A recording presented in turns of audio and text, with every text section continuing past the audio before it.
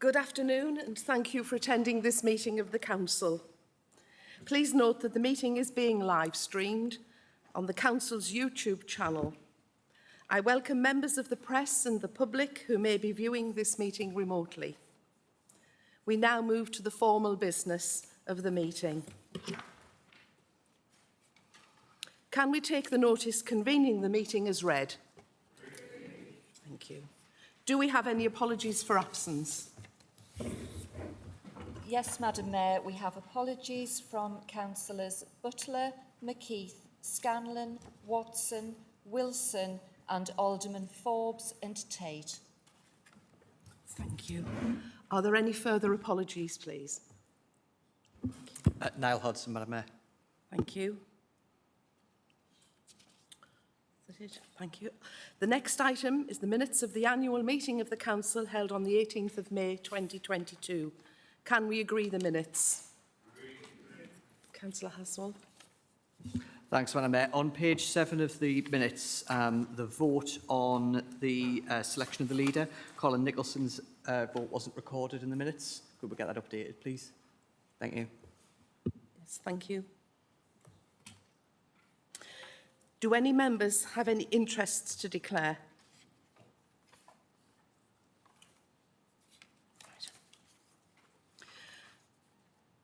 Can I remind members that they are requested to wear face coverings during the meeting unless medically exempt, and they should only be removed when speaking via the microphones provided. I'd like to thank those members who have given notice of their wish to speak. Where notice has been given, the member will be invited to speak at the appropriate time.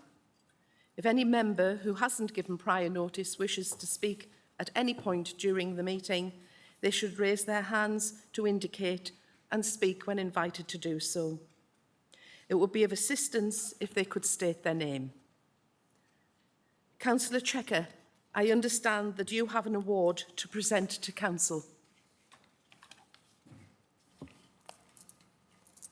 Thank you, Madam Mayor. Yes, I do. This award is the Maintaining Excellence in North East Better Health at Work Awards. This pandemic has changed the culture of the way we work, and the big move to City Hall has brought many challenges and opportunities. But ensuring staff health, well-being and morale has been something that the Council focused on and remains to do so. I'm absolutely delighted that through the concerted effort of teams from across departments, Sunderland Council received the top level of the Better Health at Work Award, which is Maintaining Excellence. This award recognised the efforts and achievements of the Council in addressing health issues within the workspace, including areas where structured development is required to enhance staff well-being. This is a fantastic achievement and recognition for the Council and all the hard work and wellness we service do to help our staff stay well. I'm proud to present this award and certificate confirming such a fantastic achievement. Thank you very much, Madam Mayor. Thank you, Councillor Checker.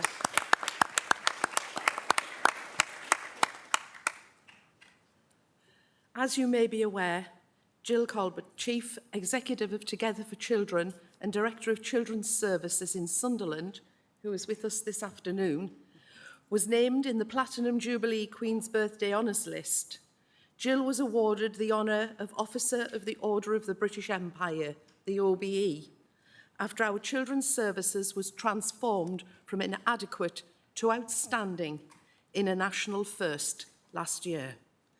And she has helped make a real difference to children's lives in the city. I'm sure members would like to join me in thanking all those who have worked so hard to achieve this transformation in children's services and to congratulate Jill on this award. Thank you, Jill.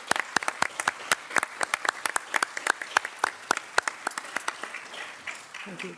That concludes my announcements. I would now like to invite the leader to provide an update to Council on the situation with regard to the COVID-19 pandemic. Leader, would you like to update Council?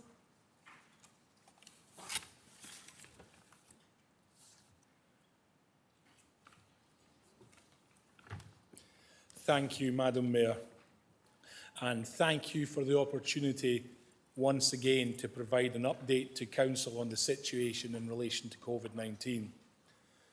I intend to be quite brief this evening, as although the virus is still very much with us, the Council, City and Country are largely back to normal now in pandemic terms anyway, although other significant factors, not least of which the cost of living crisis, are having a huge impact on our residents, organisations and employees across the city.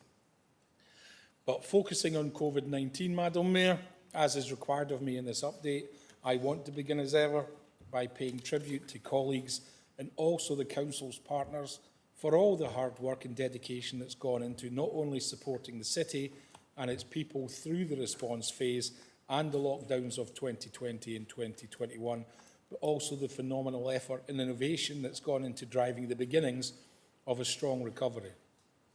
It's simply a joy to see our businesses open, children going to school and playing out, as well as those at GCSE and A-level age actually sitting their exams, and the Sunderland What's On guide brimming with events and activities, and some pretty significant ones at that, including 2 international superstars, Ed Sheeran and Elton John, playing concerts.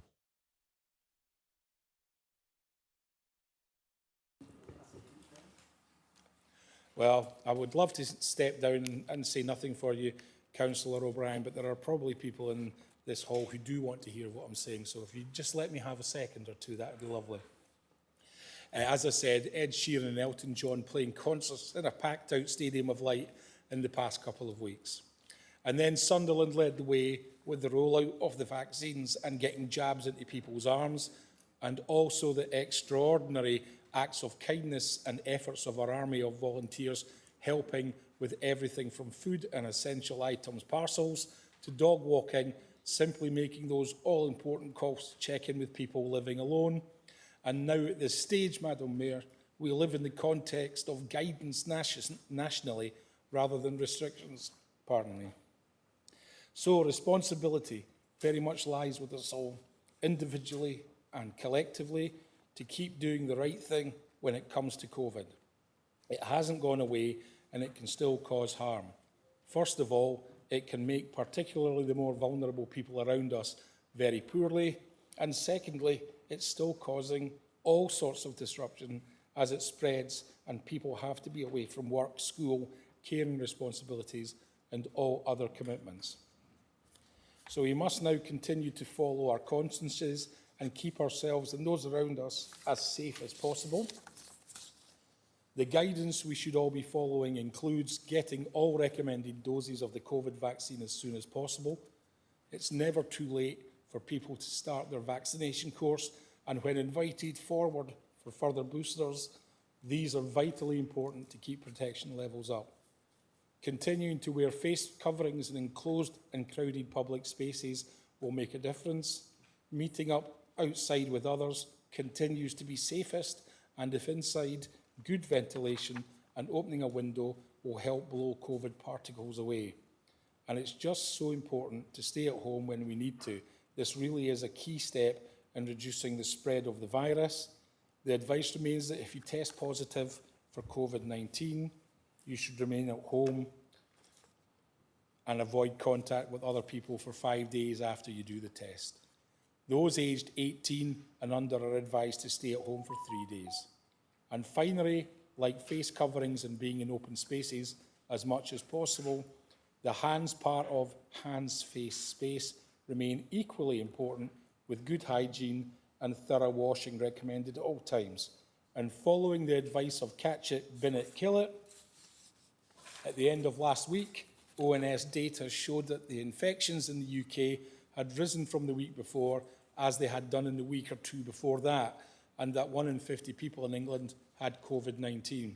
So yes, we are post-pandemic, as it's described, but this is a warning that there is the potential for continued increases in infection rates, and we must therefore do all we can to keep ourselves and those around us safe and well, and people's lives and livelihoods on track. So with that, Madam Mayor, I will conclude my update and suggest that, for the moment, this is my final regular COVID-19 update to Council. We will keep the situation under close scrutiny, and should things change and we experience a significant rise in infection rates, and the associated impacts. I will, of course, update Council again at that time. Hopefully it will not be necessary. Madam Mayor, thank you. Thank you, Leader. Can we note the update from the Leader? Great. Thank you. I would like to invite the Deputy Leader to present an update to Council on the citywide approach to carbon reduction. Deputy Leader. Thank you, Madam Mayor. I'm pleased to update members regarding ongoing progress being made in relation to our carbon neutral goals, and can report that progress is being made across the priority areas set out in the Low Carbon Framework and Action Plan in recent months. I am pleased to highlight the following activity. Firstly, in organisational terms, the Council's Low Carbon Action Plan, which was first published in January 2021, is being updated currently. The updated action plan will take on board the learning since the original action plan was adopted and set out a series of overarching objectives and individual actions within each strategic priority area. Delivery will be monitored against key milestones and targets and reported on an annual basis as we continue to work toward our ambitious targets in this important area. In terms of project delivery, I would firstly like to recap on our first year of developing the North East Community Forest. The Council has secured £193,000 in external funding, which has been used to plant more than 17,000 trees across 5 schemes, and this has included 1.3 kilometres of new hedgerow, 2 new orchards and over 7 hectares of wildflower meadow. In addition, the £250,000 Green Recovery Challenge Fund project, Healing Nature, was completed in March 2022. Public events were attended by more than 800 people and over 500 children from 29 schools engaged with nature through the project. 10 wildlife sites were improved in Sunderland, with works including scrub removal, pond and wet grassland restoration and access improvements. Furthermore, £149,462 funding has been awarded from the National Lottery Heritage Fund to support a development phase for a new project called Link Together. The Coalfields Area Committee has also provided £20,000 match funding towards the project that ultimately aims to restore nature in 13 green spaces across Sunderland's Coalfields area. This project will work closely with local residents as well as the Sunderland GP Alliance and Weir Rivers Trust, and provide opportunities to deliver schemes through volunteering and social prescribing that will also support individual physical and mental well-being. In green economy terms, the Region Best project, which provided grant funding for small and medium-sized businesses, is now complete. Sunderland outperformed all the other regional local authorities with the highest number of SMEs assisted, 44, and with a total value of £205,340 of energy efficiency works installed. And through the citywide ERDF-funded Breeze project, 124 SMEs have been engaged with to date, with supporting including energy audits, advice and guidance, and grants awarded for lighting, heating, insulation and solar PV improvements. There are currently 28 new applications being considered and grant funding is available until July 2023. As we are approaching the end of Eco3 and EcoFlex delivery process in Sunderland, I can report that the Council has assisted 357 properties with heating and insulation measures. Eco4 is expected to launch in July 2022 and will be available until March 2026. Following a competitive tender process, £78,000 has been awarded to the Council to carry out a heat network feasibility study adjacent to the Northern Spire.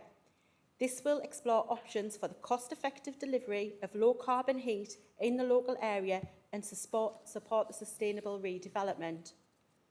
And regarding Riverside Sunderland, the Council has completed market engagement and is currently finalising the specification to procure a drilling contractor with a view to being on site and creating pilot boreholes as part of the mine water heating project this year.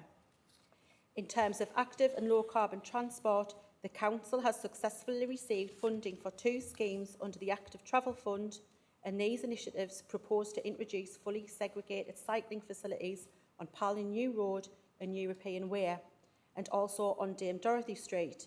Subject to public consultation, the schemes can progress in the summer of 2023. The Council has submitted an expression of interest from the Local Vehicle Infrastructure Pilot Scheme and has been in discussion with the Energy Savings Trust regarding potential support. The Sunderland residential project, if successful, includes infrastructure to support EV community hubs located on the street with over 100 charge point sockets, and in council-managed off-street car parks with a further 115 sockets provided.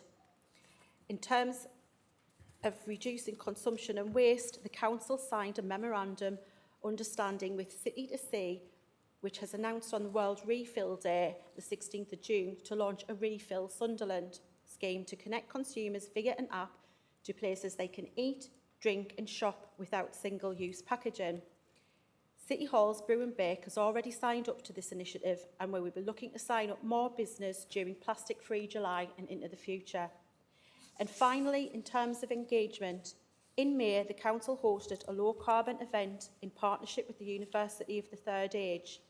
The session was designed to share information on low-carbon work across Sunderland to help engage residents in contributing to the citywide 2040 carbon-neutral target. Delegates gave feedback and discussed topics including local growing and recycling, with follow-up activity planned to continue to increase recycling across the city.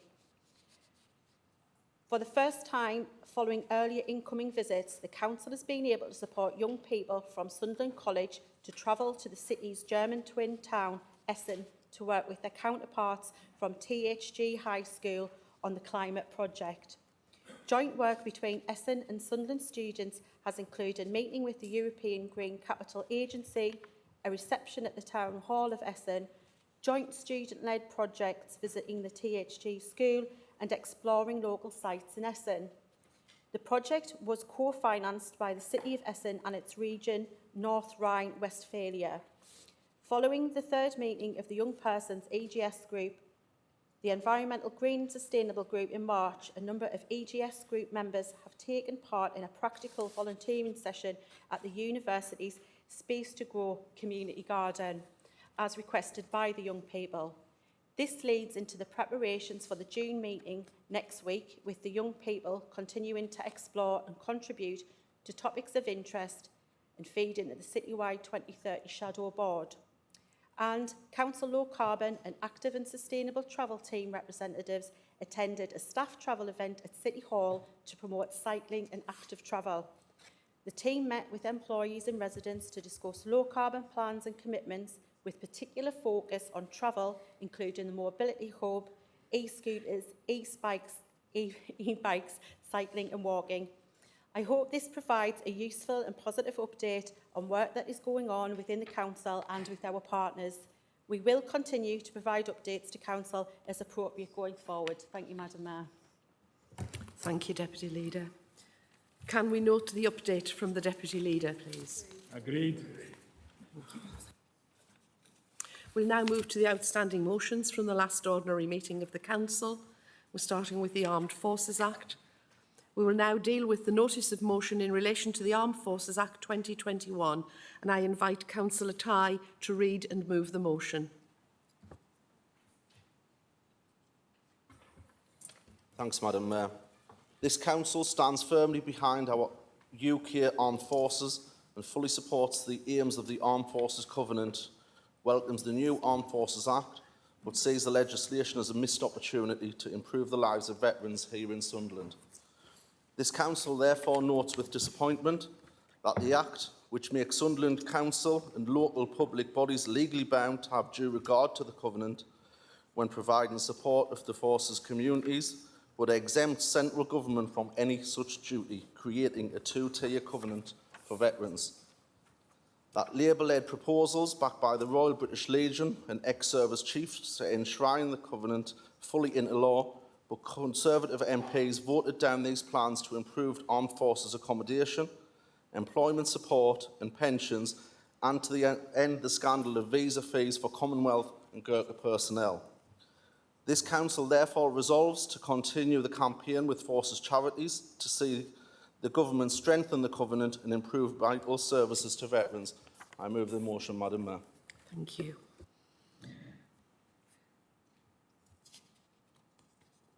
Leader, would you like to second the motion?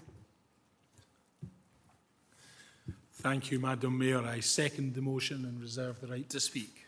Thank you. Councillor Tighe, do you wish to speak on the motion? Thanks, Madam Mayor. It's a great privilege to move this motion on behalf of Sunderland Labour. I hope, given the nature of the motion, all parties will be happy to support it unanimously. The Armed Forces Act 2021 received royal assent on the 15th of December 2021.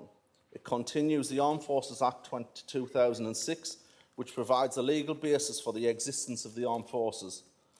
The government claimed that the Act enshrined the Armed Forces Covenant in law. However, the legislation only requires local authorities and other local public bodies to have due regard to the Covenant in areas of education, housing and healthcare. It does not put the same requirements on central government to cover areas like employment, service accommodation or pensions, a real blow to fully supporting our ex-servicemen and women. The Act includes some improvements to the service justice system, including clear guidance for prosecutors on how serious crimes committed by service personnel in the UK should be handled, established a Defence Serious Crime Unit, creation of an independent body to oversee complaints about the service justice system. It also provides flexible working for reservists and extended posthumous pardons to all personnel in all three branches of the forces convicted under abolished service offences. Labour stands firmly behind our armed forces and recognises their essential role to make our country and the world a safer place. We are particularly proud of the work they've done to support frontline efforts to help the country through the pandemic. The current support being offered by our men and women, which has rapidly become in the front line of Europe during the senseless and vicious attack by Russia on our modern democracy following their invasion of Ukraine, bombing and killing innocent people every day. We fully support the aims of the Armed Forces Covenant, and Labour recognises the crucial role armed forces champions play in local communities across the UK to support the forces communities. Labour supported the aims of the Act, but it represented a missed opportunity to deliver real improvements to the day-to-day lives of our service personnel, veterans and their families. Throughout the Act's passage through Parliament, Labour-led arguments backed by service charities such as the Royal British Legion and former service chiefs that the bill must be improved to meet the interests of forces personnel. We are disappointed the government chose to block key measures and would improve the lives of the forces communities.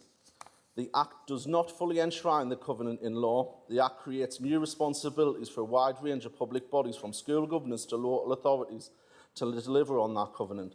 Yet central government is not included. Ministers should not be allowed to outsource responsibility for delivering for the forces communities. The focus of the Act on housing, healthcare and education is too narrow and will not deliver on the promises of the Covenant in areas like service accommodation, employment, pensions, compensation, social care, criminal justice and immigration. The Act does nothing to scrap the shameful scandal of visa fees for Commonwealth and Gurkha veterans who can pay upwards of £10,000 to remain in the UK. The government's long-awaited proposals currently being consulted on will help just 1 in 10 Commonwealth veterans, and at every step the government has whipped Tory MPs to vote down Labour-backed amendments to end this scandal. The Act ignores calls from service justice campaigners and a government commission judge-led review to try rape and serious offences in civilian courts when committed in the UK. This government likes to talk up its support for our services communities, but it's simply not delivering. Labour has challenged ministers to deliver the promises of the Covenant in full for every member of our armed forces, veterans and their families. Labour put down several key amendments to the bill throughout its passage through Parliament. These included widening the scope of the bill to ensure it takes in all areas like service accommodation, employment, pensions, compensation, social care, criminal justice and immigration, making sure central government is given the same responsibility to deliver the Covenant and the bill gives to local authorities and other local public bodies, implementing the recommendations of the government-commissioned Lyons Review, which would have moved cases of murder, manslaughter and rape from court-martial to civilian courts, axing visa fees for Commonwealth and Gurkha veterans settling in the UK, and forcing the MOD to review its treatment of LGBT personnel pre-2000 and options for restoring ranks in full, pensions and compensation. The government repeatedly rejected Labour amendments in the Commons, but we did manage to force the government in some concessions. These included an explanation and improvement of data published by the Ministry of Defence on sexual offenders and sexual offences in the armed forces, increased transparency on all stages of investigation and prosecution of serious offences in the services justice system, a government review of the new duty to the Armed Forces Covenant, including its operation across the UK, whether its scope should be extended and if central government should be included. Findings will be included in the Armed Forces Covenant annual reports. Councillor Ty, your 5 minutes are up. Okay. Would you like to finish off? Yep, I'll finish now. I hope Council will agree with me that the two-tier system of support for our armed forces is not acceptable, and I hope all within our caring Council are able to support this motion. I move the motion. Thank you very much, Madam Mayor.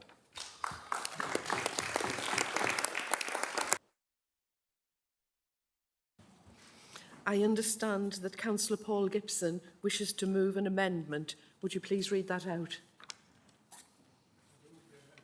Madam Mayor, the amendment's pretty straightforward. It's basically amending bullet point 2 and delete Labour-led with Labour-led after into law, delete but Conservative MPs it replaced with were, and after voted down, insert by Conservative MPs. In the sentence there, capitalise these and insert the word these plans were, etc. It remains unchanged after that to the last sentence, where we've added Council believes these should be extended to non-Commonwealth citizens who served with or materially assisted our armed forces in conflict zones. I move the amendment, Madam Mayor. Thank you. Councillor Haswell, do you wish to second the motion? The amendment, sorry. I'll second, thanks. You've thrown me now. Thank you, Madam Mayor. I second the motion and reserve the right to speak. Thank you. Councillor Gibson, would you like to speak on your amendment? Thank you, Madam Mayor. This amendment's largely of a technical nature. It isn't designed to oppose or frustrate the motion. Indeed, it's meant to strengthen it. Before going into the amendment, we'd like to say that as a Liberal Democrat group, there's an awful lot we like about the original motion. We agree that the Council should stand behind our armed forces and the veterans who served as well, who put their lives on the line for us. Let there be no mistake as to where we stand on this issue.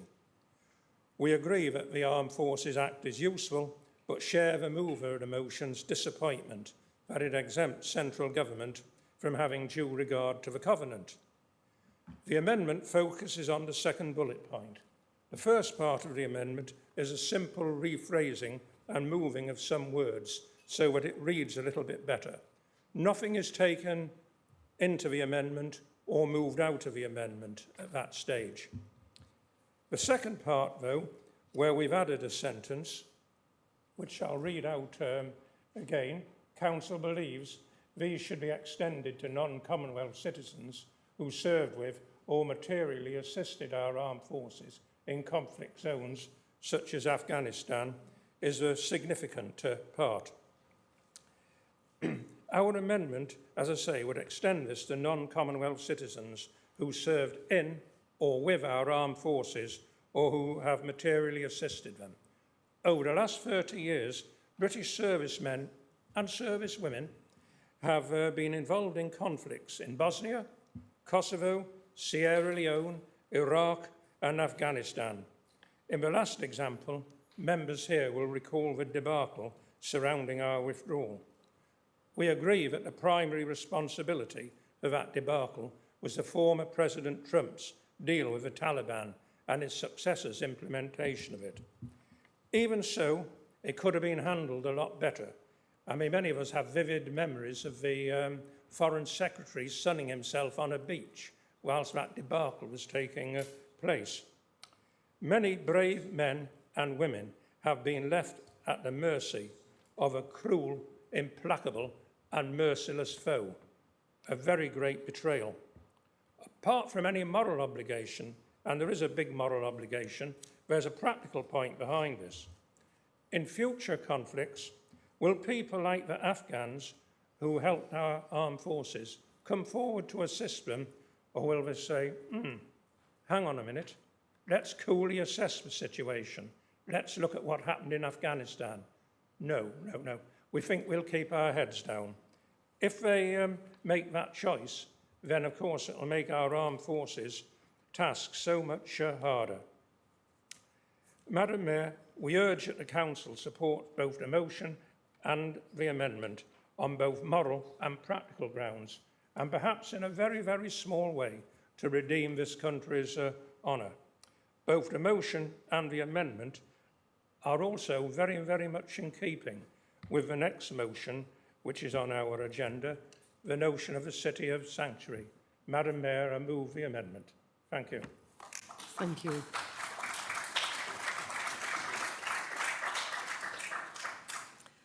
Would anyone else like to speak on the amendment? No, thank you. Leader, would you like to speak on the amendment?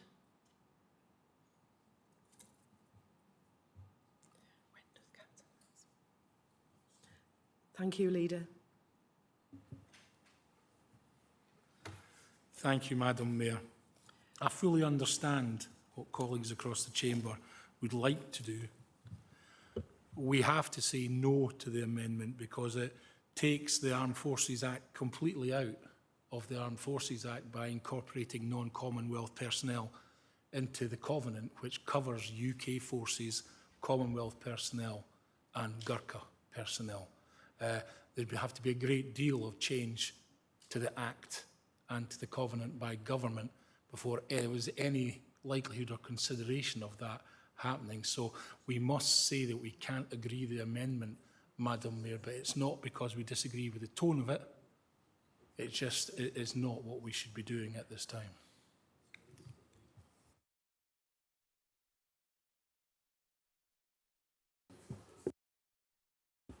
Sorry. Thanks, Madam Mayor. Thank I you. was hoping just to say this is a largely technical amendment and I hope to get support. Graham, I'd ask you to have a think again if this is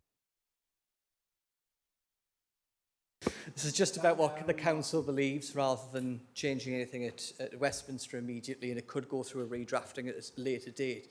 And I think it's not unreasonable for us as a body to say that we do believe non-Commonwealth citizens should be included when they have served with our armed forces in conflict zones, and then in effect in Afghanistan we've abandoned them to the tyranny of the Taliban. For us as a chamber to say we resolve that they should be sharing these protections, it isn't going to break a national pledge for Labour, and I'm sure it won't cause you major embarrassment. So I'd ask you and the rest of your group to think again, because there's quite a few nodding heads agreeing with me behind you. We're not going to cause a major issue by asking you to support on this. Thank you, Madam Mayor. Thank you. Councillor Ty, would you like the right of reply? I do understand what you're saying, but I think the leader's right. In fairness, we're going to try and campaign and keep this up with government and make the changes that we're looking for. That's not to say that we can't come back and revisit that and fetch another notice of motion to strengthen certainly the points that you're making. But I think we do have to be realistic about the prospect of convincing them to change, and I think we need to focus on the points we're talking about now and then continue. But what you're saying is absolutely right. That's the difficulty we have, is we absolutely agree with the points that you're making, but we've got to fight one battle at a time with government on this, I think. Thank you, Councillor Ty. We'll now take a vote on the amendment. Thank you. Well, shall we go to try? Shall we have a go with the new electronic system? See how it works? Yes, thank you. So, Madam Mayor, if the vote could be opened now by the officers, please.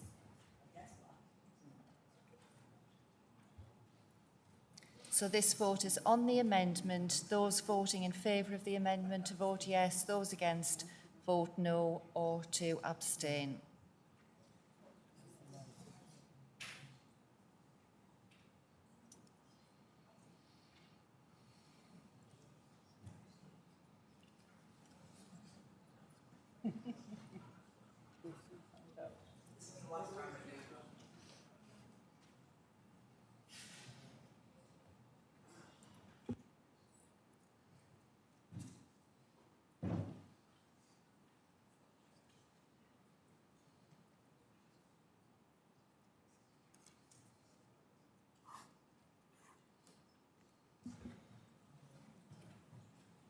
Madam Mayor, the vote will be closing shortly. Are all members managing to vote all right?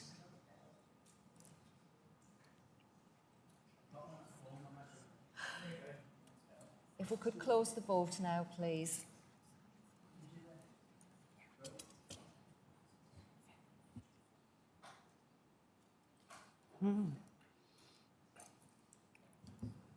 Madam Mayor, there are 30 votes in favour, 1 abstention and 37 votes against, and therefore the amendment is defeated. Thank you. I understand that Councillor Donaghy also wishes to move an amendment, and I would ask you if that is still the case. Yes, would you please do that? Thank you.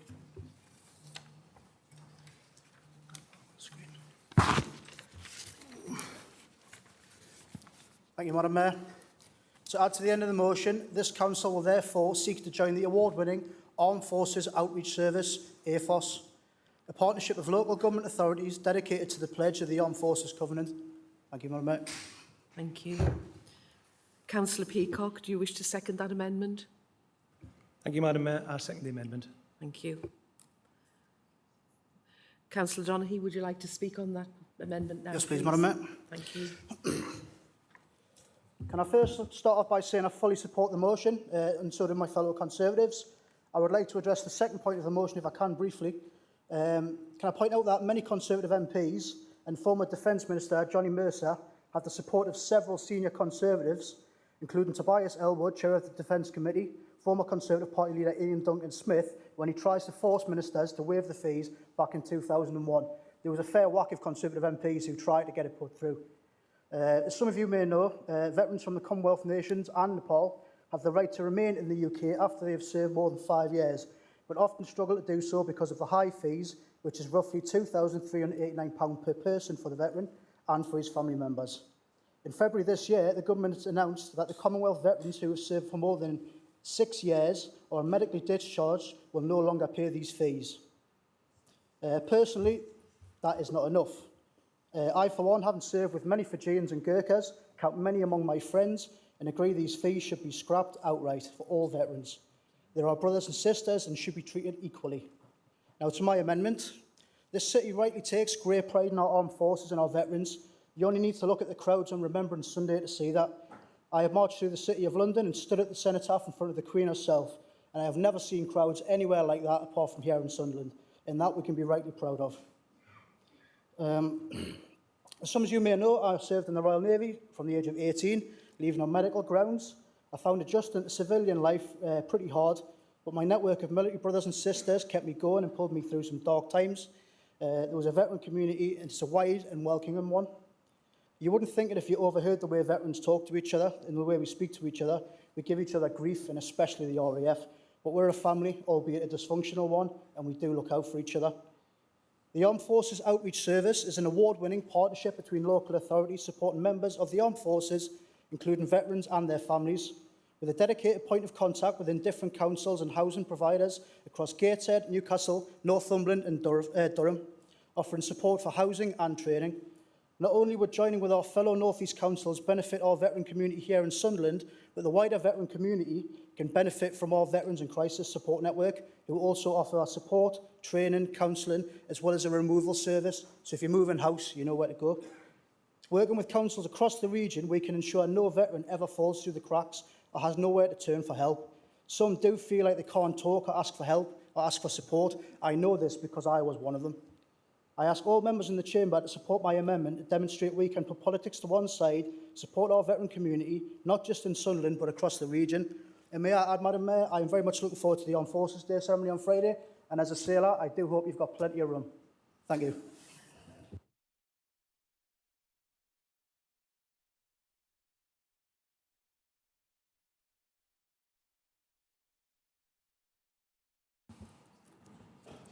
Thank you, Leader. Thank you, Leader. Sorry. Pardon me. Thank you very much, Madam Mayor. It's very similar to the last-minute nature of the Liberal Democrat amendment, which I fully get the heart behind.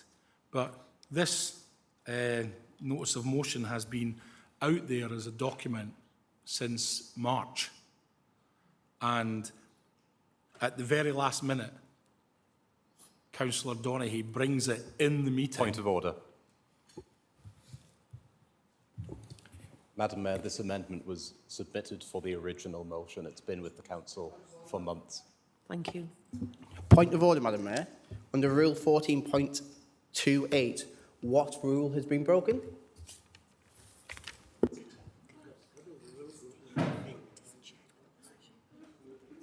Thank you. Madam Mayor, if I can just clarify through yourself that when we're notified of any proposed amendment to a motion, that information is only provided to the Mayor to assist with the conduct of the meeting, unless we're specifically asked to share it with opposition, with other parties. Thank you.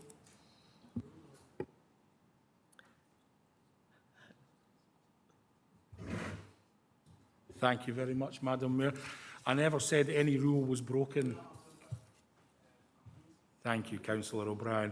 And I was completely unaware of either of these notice of motions, as the City Solicitor has just explained, because they go to the Mayor, not to the Leader of the Council. Now, to bring at the very last minute the suggestion of joining with an organisation that very few people in this room will even know who they are, and adding them to what the Council does as its work, its excellent work in looking after its veterans, is presumptuous, but it's certainly not a sensible thing to do. I'm quite happy for us to look at this again, Madam Mayor, but we need to actually have a look at AFOS. We need to see what that actually is. I know Councillor Donaghy knows who they are, I know who they are, but we cannot be making a decision just based on Councillor Donaghy wanting this to be done with no notice and no regard to what that actually means. So I have to say that we need to say no to this amendment, and we can look at it again later in the year if we get evidence about what that does and how that helps us work with our armed forces personnel, our veterans, our families, and everybody that goes there. And I am the armed forces champion, so I don't take these things lightly, and I am very seriously about it, but we must say no to it, Madam Mayor. Thank you. Councillor Ty, do you wish to exercise the right of reply? Yeah, again, just very briefly, that we'll obviously look in at AFOS and see how our membership is done. Doesn't need to be in this particular notice of motion as pointed out, but we will investigate that, discuss it as a group, and if it's a sensible thing to do, then we certainly could do that. Thank you. We'll now vote on the amendment, if we'd like to use our new system again. Yes, thank you, Madam Mayor. If the vote could be opened, please.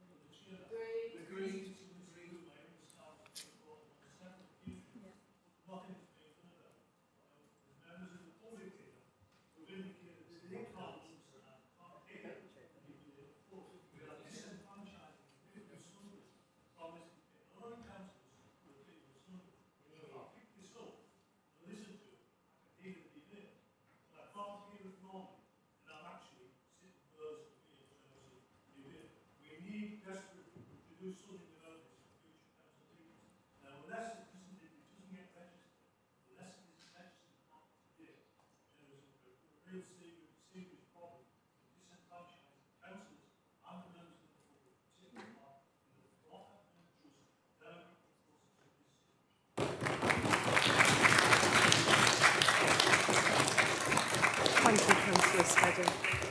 Madam Mayor, We will... with a word, please, can I fully endorse Councillor? Thank you very much.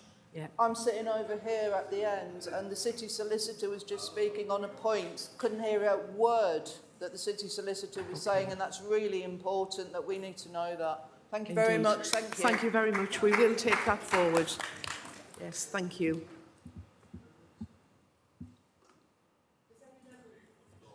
Does any member... Oh, sorry. I'm moving ahead now. You've thrown me off, Councillor Spedding.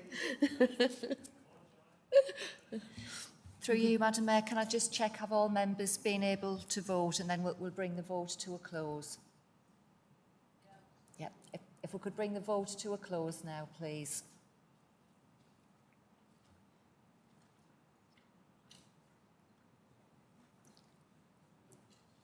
So, Madam Mayor, there are 31 votes in favour, 37 votes against, no abstentions, and therefore the amendment is defeated. Thank you. Does any member wish to comment further on the substantive motion? Councillor Truman. Councillor Truman. Just Councillor Truman, Madam Mayor. Thank you. Thank you. I invite you to speak, Councillor Truman. Thank you, Madam Mayor. I hope you can hear us.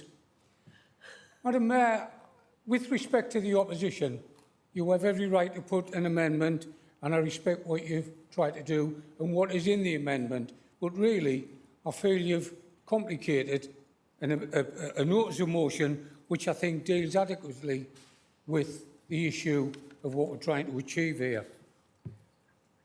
I believe the first covenants was signed probably by Sunderland. The late Paul Watson and myself, I believe we signed the first covenants, Armed Forces covenants. And at that time, we decided it was so important that a senior member of council would actually be the Armed Forces champion. And I think that's been carried on in this Labour group.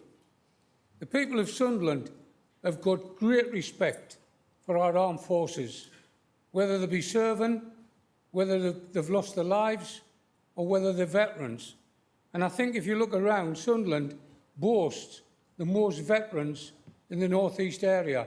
And in particular, in Washington, we have probably the largest amount of veterans in Sunderland. When we go to the cenotaph, when we have our Sunday down there to remember those that have fallen or those that are even injured and had to retire, I think we see the people of Sunderland's pride in their armed forces when they turn out in the vast crowds that they do.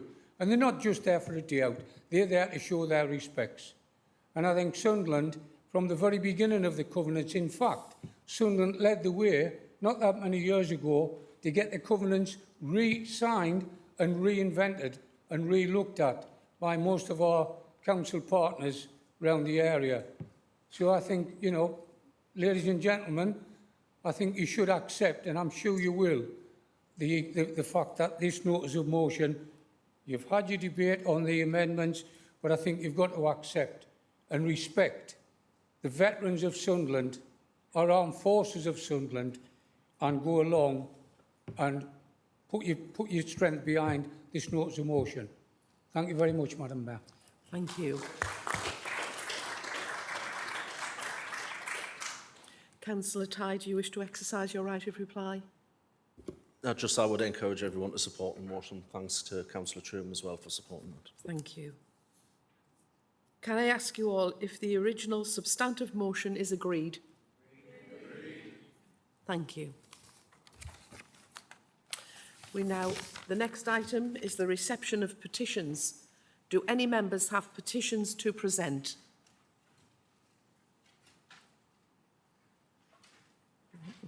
Right, thank you. We now move to questions from the public, and I will now read out the questions we have received.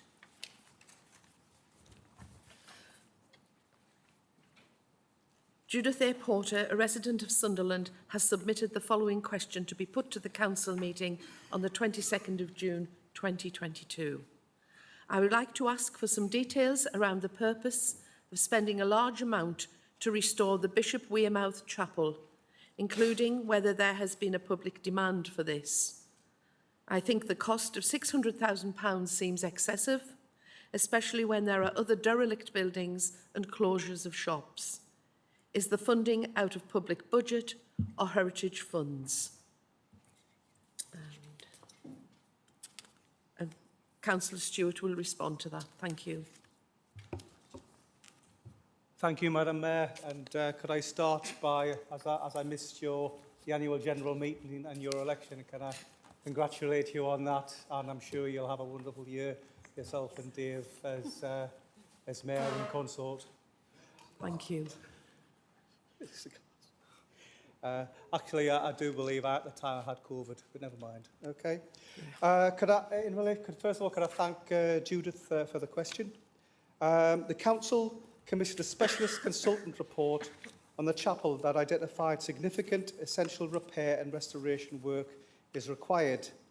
Based on this, a funding requirement of £600,000 was included in the Council's capital programme, but with a requirement for this to be funded from external sources. The Council is now considering options for the chapel, and then it will determine its future plans. Thank you, Madam Mayor. Thank you.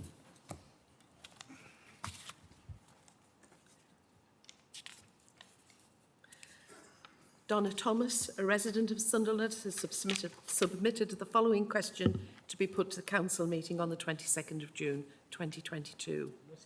Is the technology in the new...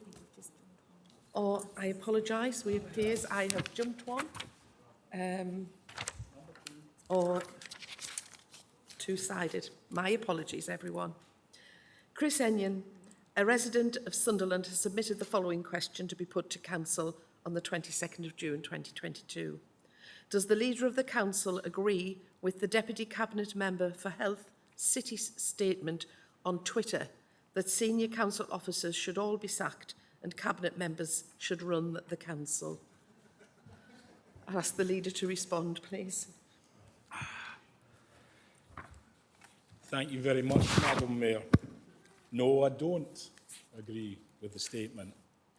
However, I am slightly bemused that this statement is laid at the door of the Deputy Cabinet Member for Health and Social Care in the City, given that they don't have a Twitter account. Thank you, Madam Mayor. Thank you. Thank you very much. The next question is from Donna Thomas, a resident of Sunderland, who has submitted the following question to be put to Council, the meeting on the 22nd of June 2022. Is the technology in the new City Hall capable of allowing the public to clearly hear the meeting, if present at the meeting? Is live streaming or recording all public meetings and making them easily available to the public possible? For transparency, is this something that should or will happen in the near future? And I call upon the Leader to reply to that.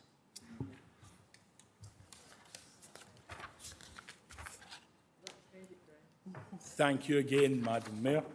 And I do thank the Member of the Public for the prior notice of the question. Members of the public who attend meetings at City Hall should be able to hear the proceedings without difficulty, but as we've heard tonight, not necessarily the case. We are aware that there have been a very small percentage of meetings where there have been quality issues with the sound, and teething problems like this may be expected when working in a new building. Where such issues have arisen, the Council continues to work with its audio-visual partner to resolve those issues. Whilst the Council chamber has the facility to enable live streamings of meetings, not all meetings are held in the chamber, as this would not be an efficient use of the building, and there are resource implications associated with streaming meetings.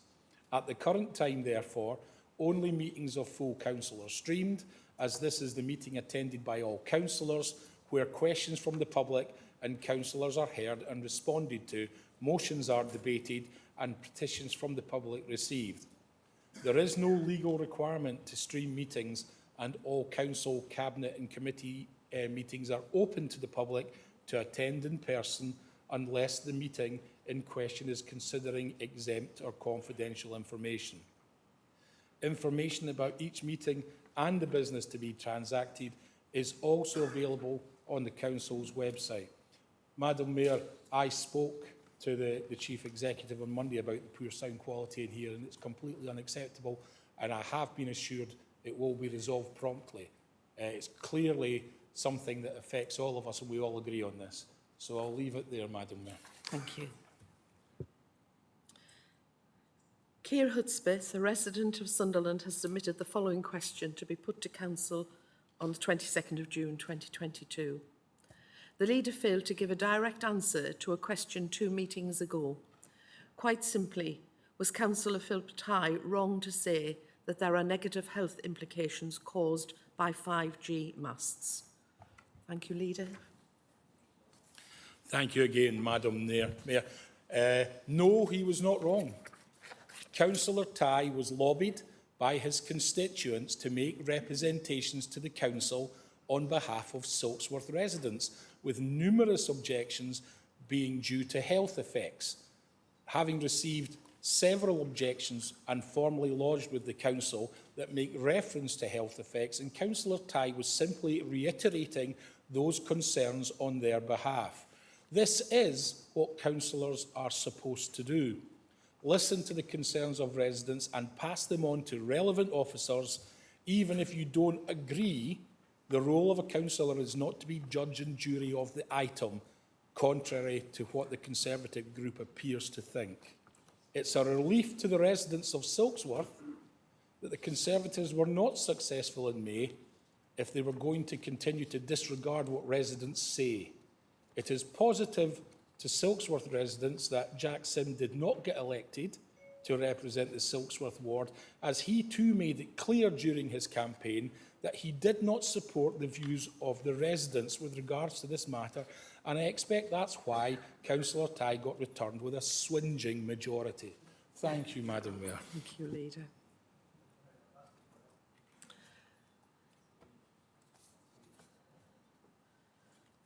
Next, we have Alison Smithson, a resident of Sunderland, submitting the following question to be put to Council meeting on the 22nd of June 2022. Public parks seem to be getting looked at, including Hetton Park, for ideas for renovation. A lot of them have bowling greens that over the years have become a less pastime. Has the Council given any thought into trying to promote outdoor bowling to the younger generation? In turn, they could help look after the parks and the bowling greens and any huts that remain.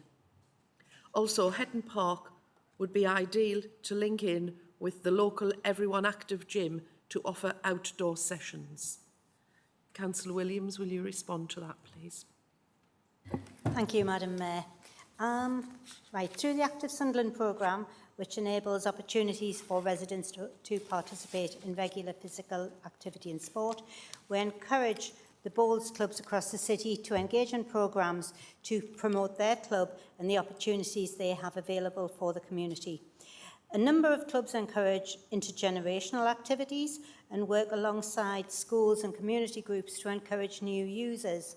A few years ago, our local one in Washington Central Ward were working with young carers to bring along a group of people. I did have a try at bowling, but I looked like a flamingo, so that wasn't particularly useful. But I have got photographic evidence, which I'm sure somebody will bring up at some point in the future.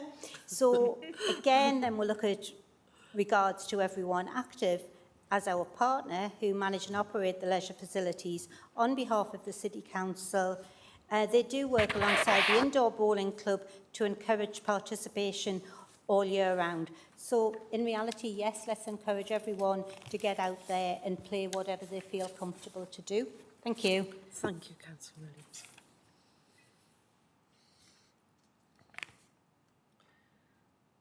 Alan Robinson, a resident of Sunderland, has submitted the following question to be put to the Council meeting on the 22nd of June 2022.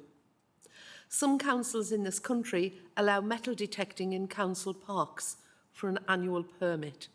Is this something you can consider? Deputy Leader, would you like to take that? Thank you, Madam Mayor. Can I thank Alan Robinson for his question? The Council is happy to allow non-intrusive metal detecting in the publicly accessible areas of its parks, so long as it does not interfere with other users' enjoyment of the same or cause any damage. Any other requests will be considered on a case-by-case basis. Thank you. Thank you.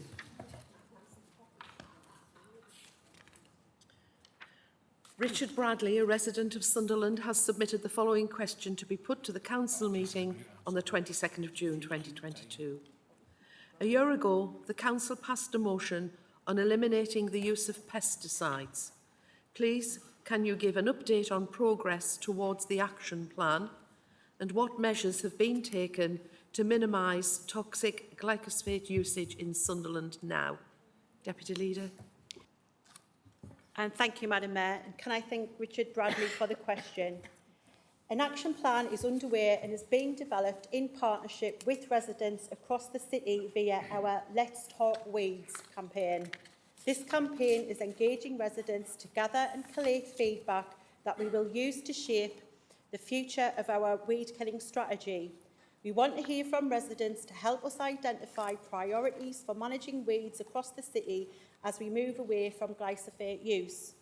We have to date stopped the use of chemical pesticides in cemeteries, stopped the use of chemical pesticides in green flag parks, reduced the use of chemical pesticides on soft surface areas such as open spaces, formal parks, play areas, shrub beds, signs, fence and tree lines, and we've created wildflowering areas in many of the locations.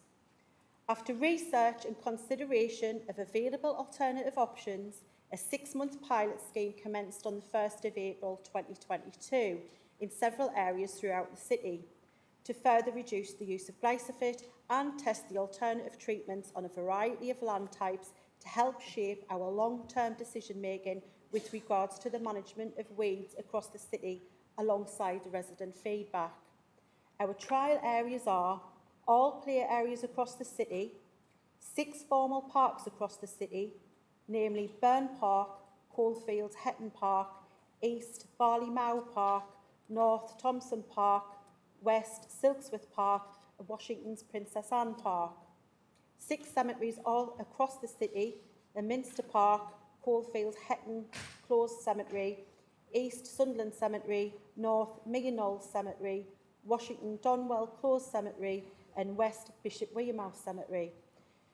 Tree pits across the city in Norfolk Street and in Coalfield East and West Bridge Street, Fatfield East, Grangetown Bus Depot, North Thompson Road, Charlton Road, Station Road and in Washington, Rickleton Village and in West Durham Road. The trial will assist us to monitor the impact of not using glyphosate, understand the most effective weed control methods, how effective these alternative methods are, what resources needed to administer new methods, the cost, training requirements, environmental and visual impact and the views of our residents. We have now been using our new methods for almost 3 months and we are still in the early days of the pilot. Please look out for our eye-catching signs in our pilot areas that have a link via a QR code to the survey. Please access this to share your thoughts on weed control and biodiversity. Once we have the results of the pilot and have considered our residents' views, we will make sure and share our decision on our future long-term weed killing strategy. Thank you. Thank you.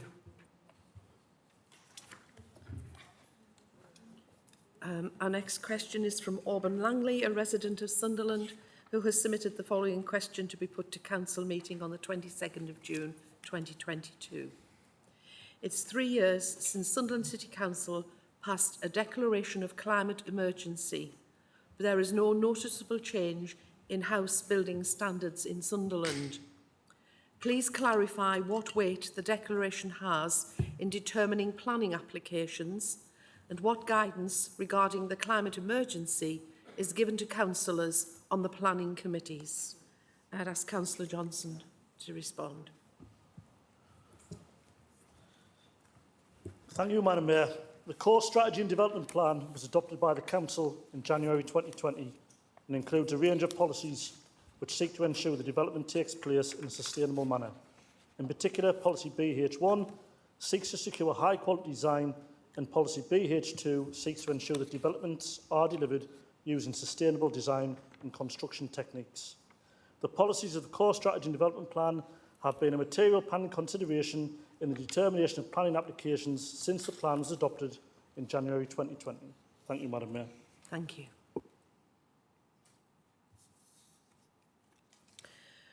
Rachel Featherstone, a resident of Sunderland, has submitted the following question to be put to the council meeting on the 22nd of June 2022.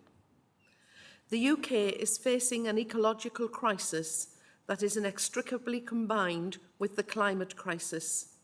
The UK is one of the most nature-depleted countries in the world. More than 1 in 7 of our plants and animals face extinction, and more than 40% are in decline. The council owns and maintains large amounts of land. Will the council commit to a review of all services to ensure the cessation of any activities that negatively impact on ecosystems and seek to bring about a net gain in biodiversity? Deputy Leader, thank you. Thank you, Madam Mayor, and I'd like to thank Rachel Featherstone for our question. The Council does recognise the need to protect and enhance its biodiversity resource. The adopted core strategy and development plan includes policies which seek to deliver improvements to the natural environment, including seek and secure biodiversity net gain where possible.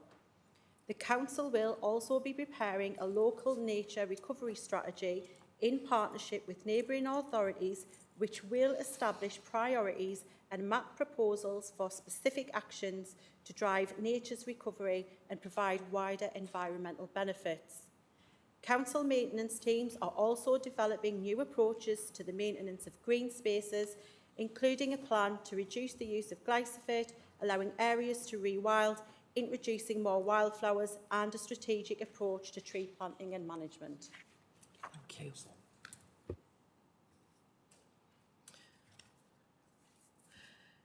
Chris Crozier, a resident of Sunderland, has submitted the following question to be put to the council meeting on the 22nd of June 2022.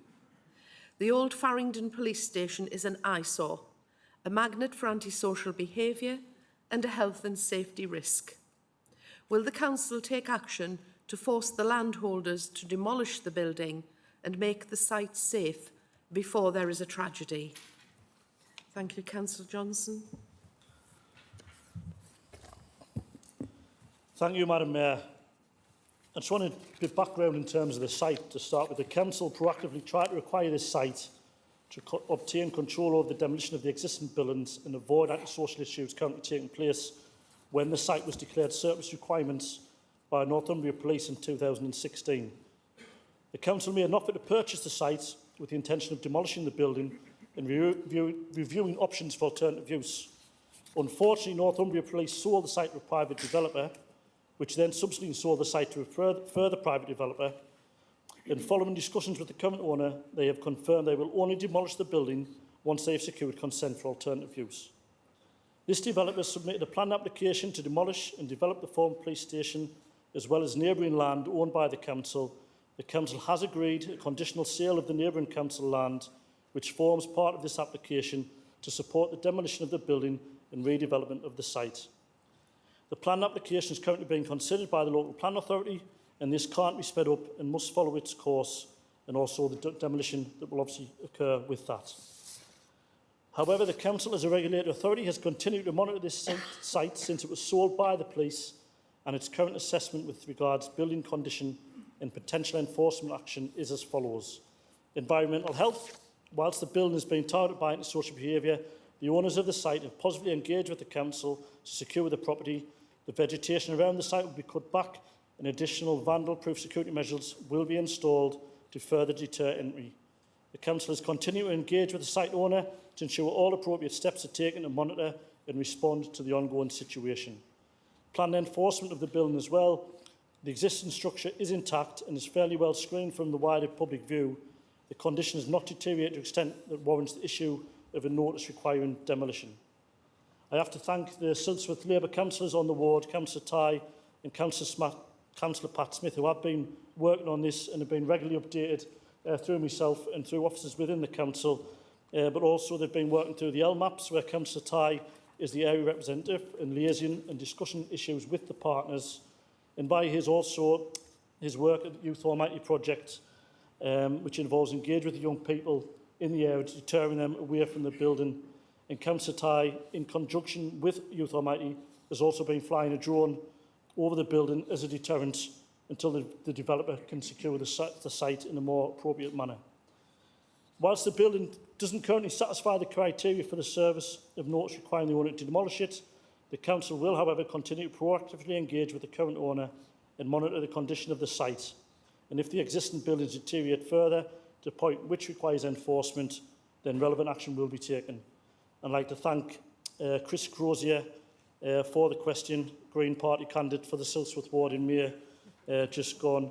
So obviously while he's been waiting for the answer at full council, the Labour Silsworth ward councillors Tai, Gibson and Smith have been getting on, supporting residents and have been dealing with the answers and the issues to get this resolved ASAP. So I'd like to thank them for all their hard work in that. Thank you, Madam Mayor. Thank you.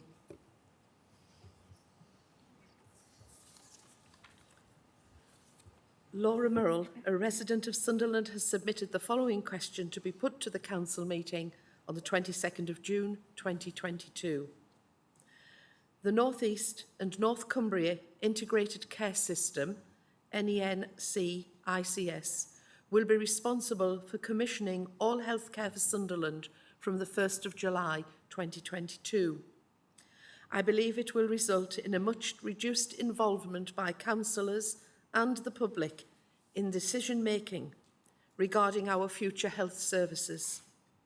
However, private companies can be members of the ICS board and its other bodies, so they will be able to participate in decisions about how the ICS budget is spent, what services will be delivered to whom and by whom, increasing their influence and making it more likely that they will provide NHS services.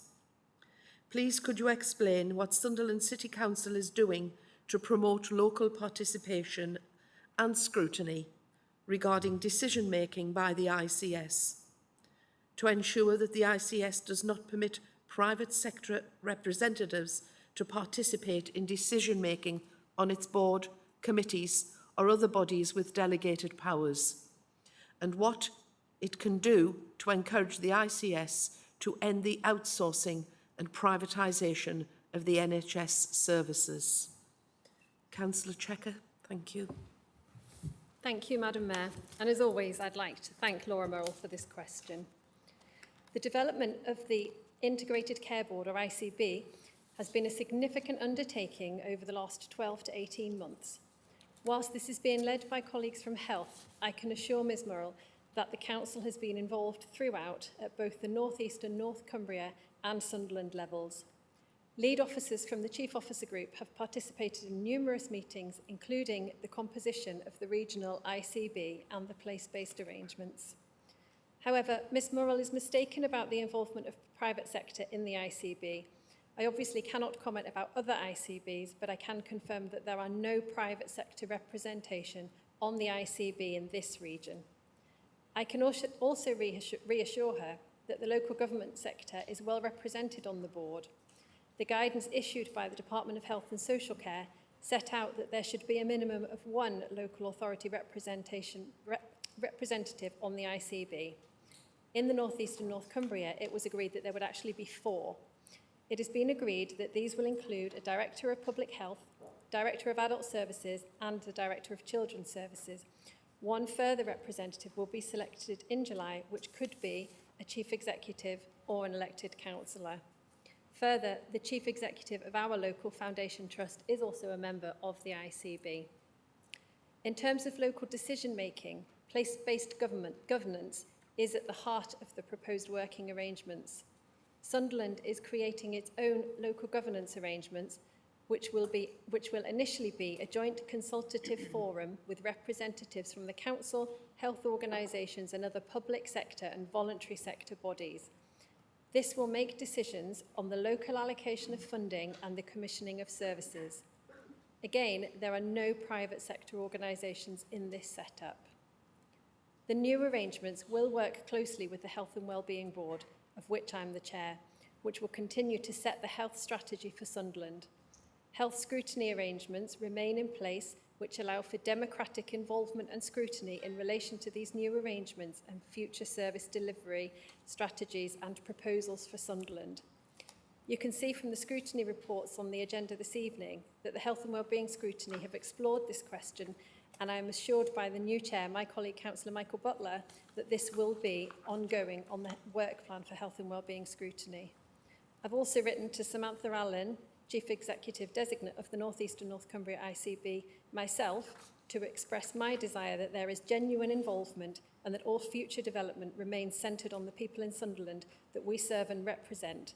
I was reassured by the response. Sitting between the regional and place-based levels will be a regional integrated care partnership. This will cover Sunderland, South Tyneside and Durham and include elected member and officer participation. The 4 local ICPs will also come together into a regional ICP once or twice a year, with Sunderland City Council having a representative on that ICP. Whilst this is a complex area and arrangements will continue to develop over the next 9 to 12 months, I do hope this reassures Ms Murrell that Sunderland will be represented well moving forwards. Thank you, Madam Mayor. Thank you. We will now move to written questions by members of the Council. And I'd call on Councillor Thornton for her question. Thank you.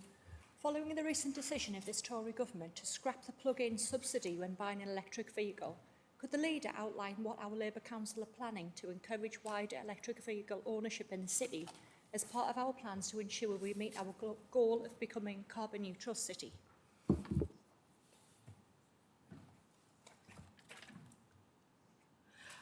Sorry, Deputy Leader, thank you. Thank you, Madam Mayor. I'd like to thank Councillor Thornton for prior notice of the question. The Council is committed to making the city carbon neutral by 2030 and is looking at ways to encourage its residents to reduce their carbon footprint. One of these ways is to help support the delivery of electric vehicle charging point infrastructure and ensuring appropriate infrastructure is provided to help residents make the switch to zero-emission cars. The intention is to grow the network, but to take a smarter approach in terms of the delivery of the charging points. To help achieve this ambition, the Council have appointed a partner to develop an electrical vehicle infrastructure assessment and strategy as part of plans to promote e-mobility and help tackle climate change. The intention is to adopt the strategy by autumn 2022. To help support residents, a priority will be to update the current facilities. The Council are also continuing to seek a grant funding to deliver electric car charge points in locations where off-street parking is either limited or unavailable. Thank you, Madam Mayor. Thank you. Councillor McDonough. Thank you, Madam Mayor, and welcome to your new role as well. It's very good to see you. Very best of luck to you for the coming year. Madam Mayor, residents in my community are very worried about the prospect of significant roadworks taking place on Silksworth Road, which will cause severe disruption over a 3-month period. With this in mind, will the Council please look to complete the roadworks on City Way as quickly as possible to help alleviate disruption in the community and ensure that a full traffic management plan is in place on surrounding roads? Thank you. Councillor Johnson, would you reply? Thank you, Madam Mayor, and thank you to Councillor McDonough for prior notice of the question. I can confirm the Council officers from the Network Operations Team are working alongside the principal contractor for the works on Silksworth Road. Options are under consideration to help reduce disruptions on the network during the construction phase. The Council's internal contractor working on City Way are making good progress following several arson attacks on the utility apparatus, but works are still planned to be complete in autumn 2022, which was originally programmed for. And all the works, I can confirm, are coordinated through the Network Operations Team, who ensure a traffic management plan is in place to help keep the network moving through those works. Thank you. Thank you. Councillor A. Wood. Thank you, Madam Mayor. what costs have been incurred by the council as a result of the Lamplight Festival being cancelled again this year? Councillor Williams, will you respond, please? Thank you, and thank you, Councillor Wood, for your question. Obviously, the decision hasn't been taken lightly to cancel the festival. It was done in the context of a number of other music and cultural events that have been cancelled locally and nationally over the last year, as well as a number of deferred events in the past couple of years, which are now competing for calendar space this summer. We're seeing a change in patterns from customers impacted by a variety of factors, including the pandemic and the current cost of living position.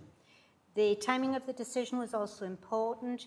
If we'd waited any longer, the cost of the retention payments for the artists and the running costs would have increased.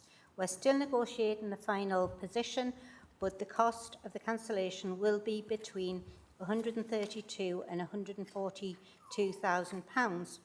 The cost would have increased significantly had we delayed the decision further. If you think back to last year, we were going to be looking at operating the lamplight within a smaller, well, not with a smaller area, but with a smaller number of tickets being available so that people would be standing round in small groups. That would have potentially have made us quite a loss as well. It's a difficult position, but I hope you take the answer. Thank you. Just a supplemental question, please. I'll stand so that people at the back can hear. Thanks for that information. Are there any plans to review how ticket sales are promoted, how events in the future are going to be better attended with earlier ticket sales so that we don't have this situation again? Right, thank you, Councillor Wood. Absolutely, and you'll be aware with the restructure within the senior team, events has gone into the regeneration portfolio. Myself and Councillor Walker have a meeting tomorrow, and part of that is to look at the future of events. But absolutely, it's vital that we do get the advertising, the marketing at the right time so that we can maximise tickets as much as possible, but also work with other partners across the city to deliver the best events for our residents. Thank you. Thank you. Councillor Foster. Thank you, Madam Mayor. Considering the impact that the cost of living crisis created by this Tory government is having on residents, can the Lady inform us what our Labour Council will be doing to support those most in need in the coming months? Thank you. Leader, thank you. Pardon me. Thank you, Madam Mayor, and I'd like to thank Councillor Foster for prior notice of the question. The cost of living crisis is a significant concern and increasingly so. Therefore, the Council is already providing an extensive offer to low-income and otherwise vulnerable households. This support includes, we have commissioned area-based welfare rights provision, commissioned independent housing advice from Shelter, and of course we have the existing Council Specialist Welfare Rights Service. And together, they've assisted over 13,000 people last year. The discretionary housing payments we administer to assist low-income households receiving universal credit with housing costs or housing benefit with contributions towards their rent payment. And following reductions in central government support for this, we have added in £160,000 more from council resources.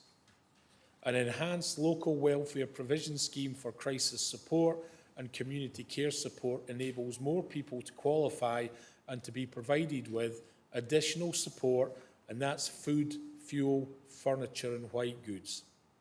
All of these details, together with information on other advice provision, crisis food support and other support such as free school meals and Healthy Start, are available on our website www.sunderland.gov.uk/get-support, where are also provided information on financial resilience support, such as to help to reduce energy costs, improve energy efficiency and affordable credit, the range of central government support payments announced over the last few months, and details of Sunderland's current Housing Support Fund scheme.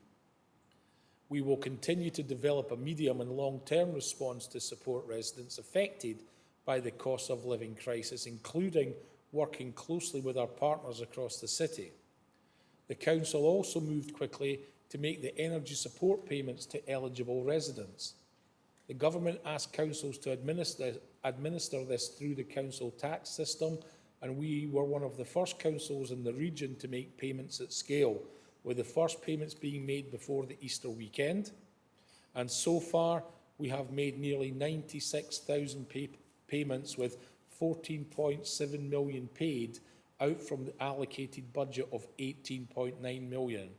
And we will shortly announce a further enhancement to the scheme to assist those residents who cannot access these payments via their bank accounts. Thank you, Madam Mayor. Thank you. Councillor Peacock. Thank you, Madam Mayor. Madam Mayor, we're currently seeing a rise in motorcycle thefts across the city, as well as regular antisocial behaviour by unlicensed and dangerous motorcycles and quads being ridden unchecked around our parks and public areas. Will the Leader of the Council write to the Police Crime Commissioner, Kim McGuinness, to demand action by Northumbria Police to tackle this issue before there is another fatal accident in our city? Thank you. Thank you. Leader.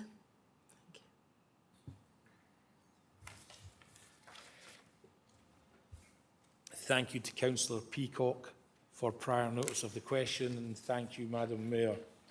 The theft of motorcycles would need to be discussed directly with Northumbria Police. The Council worked closely with Northumbria Police in an attempt to tackle motorcycle disorder through a variety of tools, including proactive patrols, installation of signs, environmental improvements, and formal notices and warnings. In the last 12 months, the Council has issued numerous community protection warnings and notices on individuals identified as riding motorcycles or quad bikes in an anti-social manner.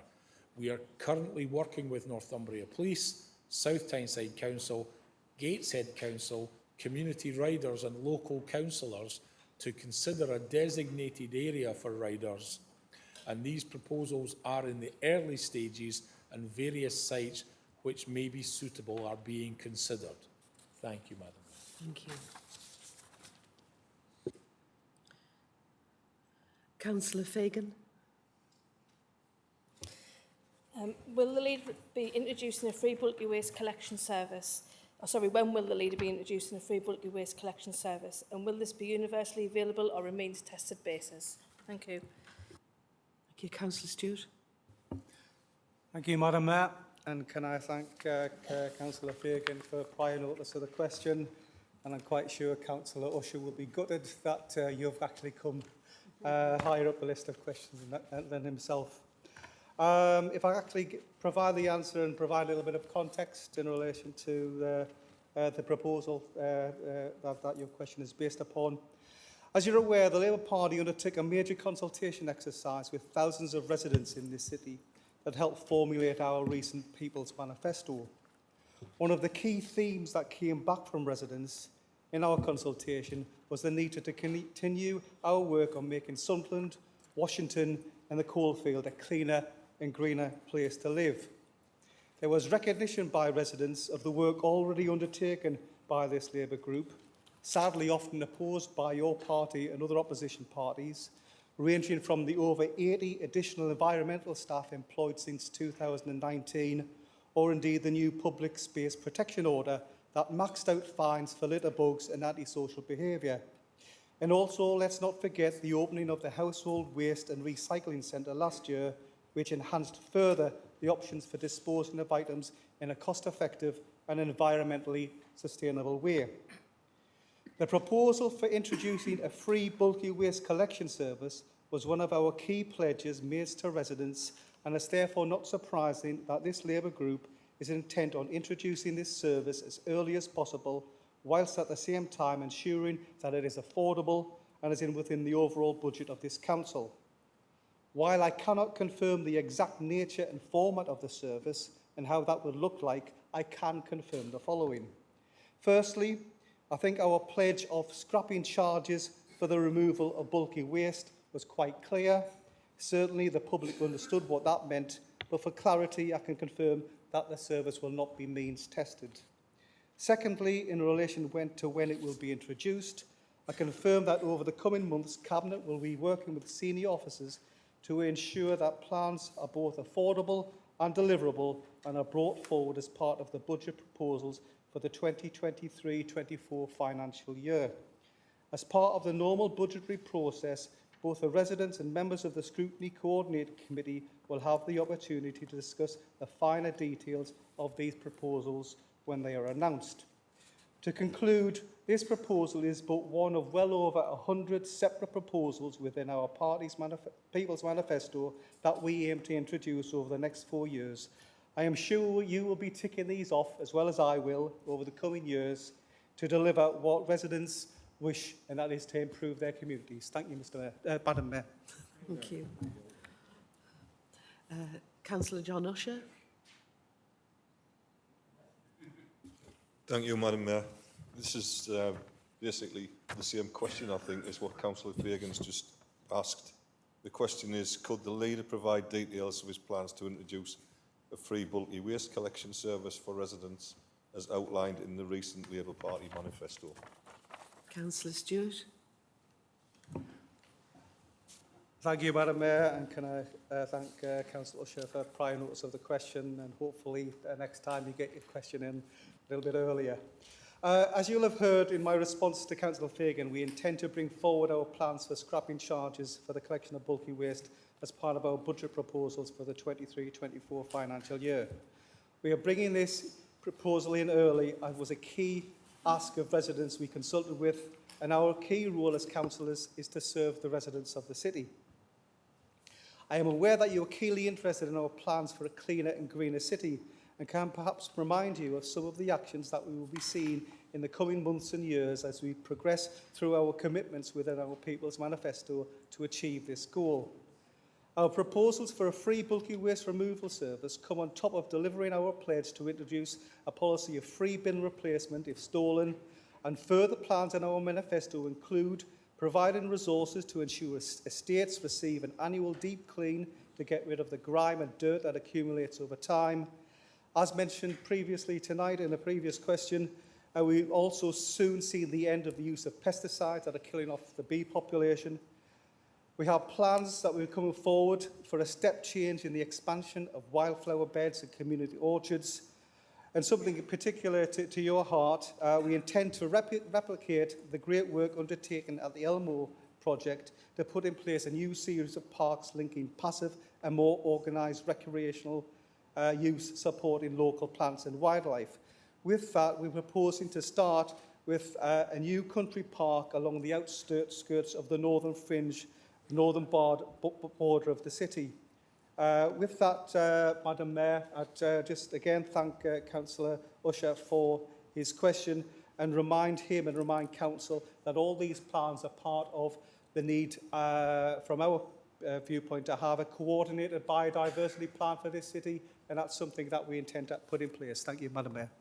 Thank you. Councillor Mann. That's me.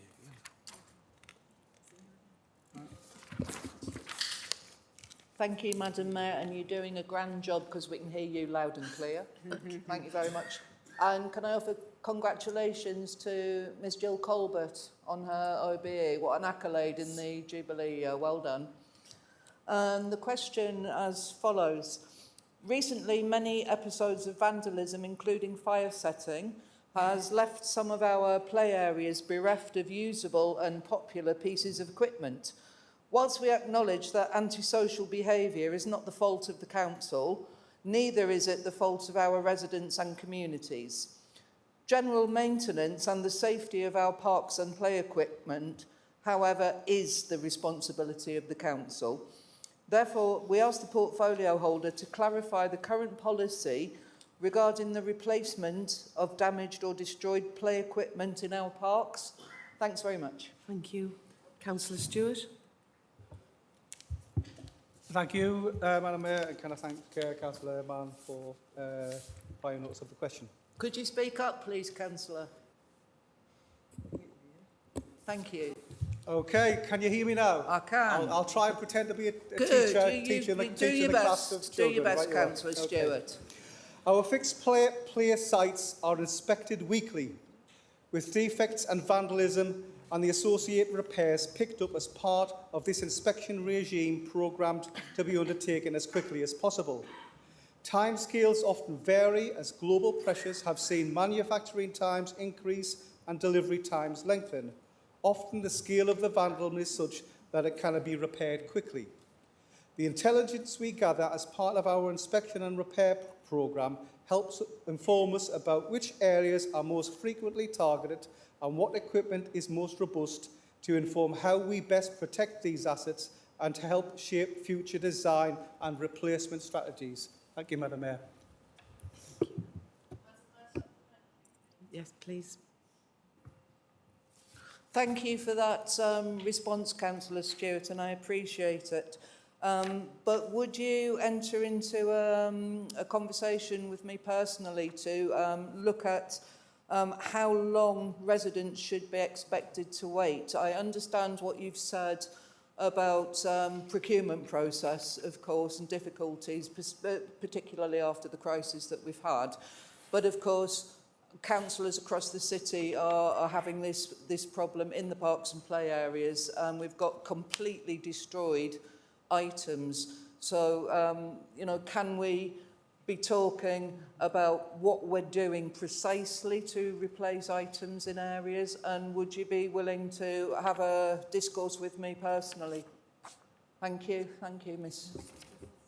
Thank you, Madam Mayor. Apologies, I only caught part of the question yes, I think we're all seeing that the systems in this room don't work. What I would say is that the Cabinet have an open door policy. Any member, Labour, opposition, who wants to have a conversation with a member of Cabinet, please do arrange that. But I would just remind you in relation to the answer that I gave you with regards to this, some replacements are more complex than others and will take longer.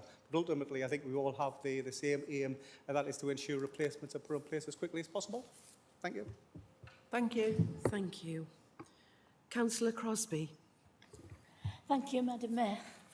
Seeing as the Assistant Director of Housing has acknowledged that the system for requesting more or larger bins is not working as it should, will the Cabinet delay the implementation of changes to side waste collections until there is a new and better policy on access to bigger wheelie bins for larger households? Thank you. Thank you. Deputy Leader. Thank you, Madam Mayor, and I thank Councillor Crosby for prior notice of the question. I can assure Councillor Crosby that the no sideways policy will be introduced over a robust implementation programme that will be over a minimum period of 6 months. As Christmas falls at the end of the implementation period, the intended start date of a full no sideways policy will commence on 31st of January 2023. As part of that implementation process of no side waste, officers will be reviewing a range of procedural areas, including the requests for more and larger bins, to ensure that these are all fit for purpose. All future arrangements will be communicated to residents and members. Thank you. I now call upon Councillor Williams to move the Area Arrangements Annual Report. Thank you, Madam Mayor. I so move. Councillor Peter Walker, do you second the report? I do, Madam Mayor. Thank you. Thank you.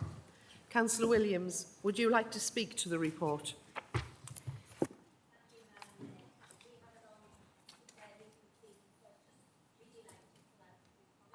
Sorry, have I not got on? Oh, thank you.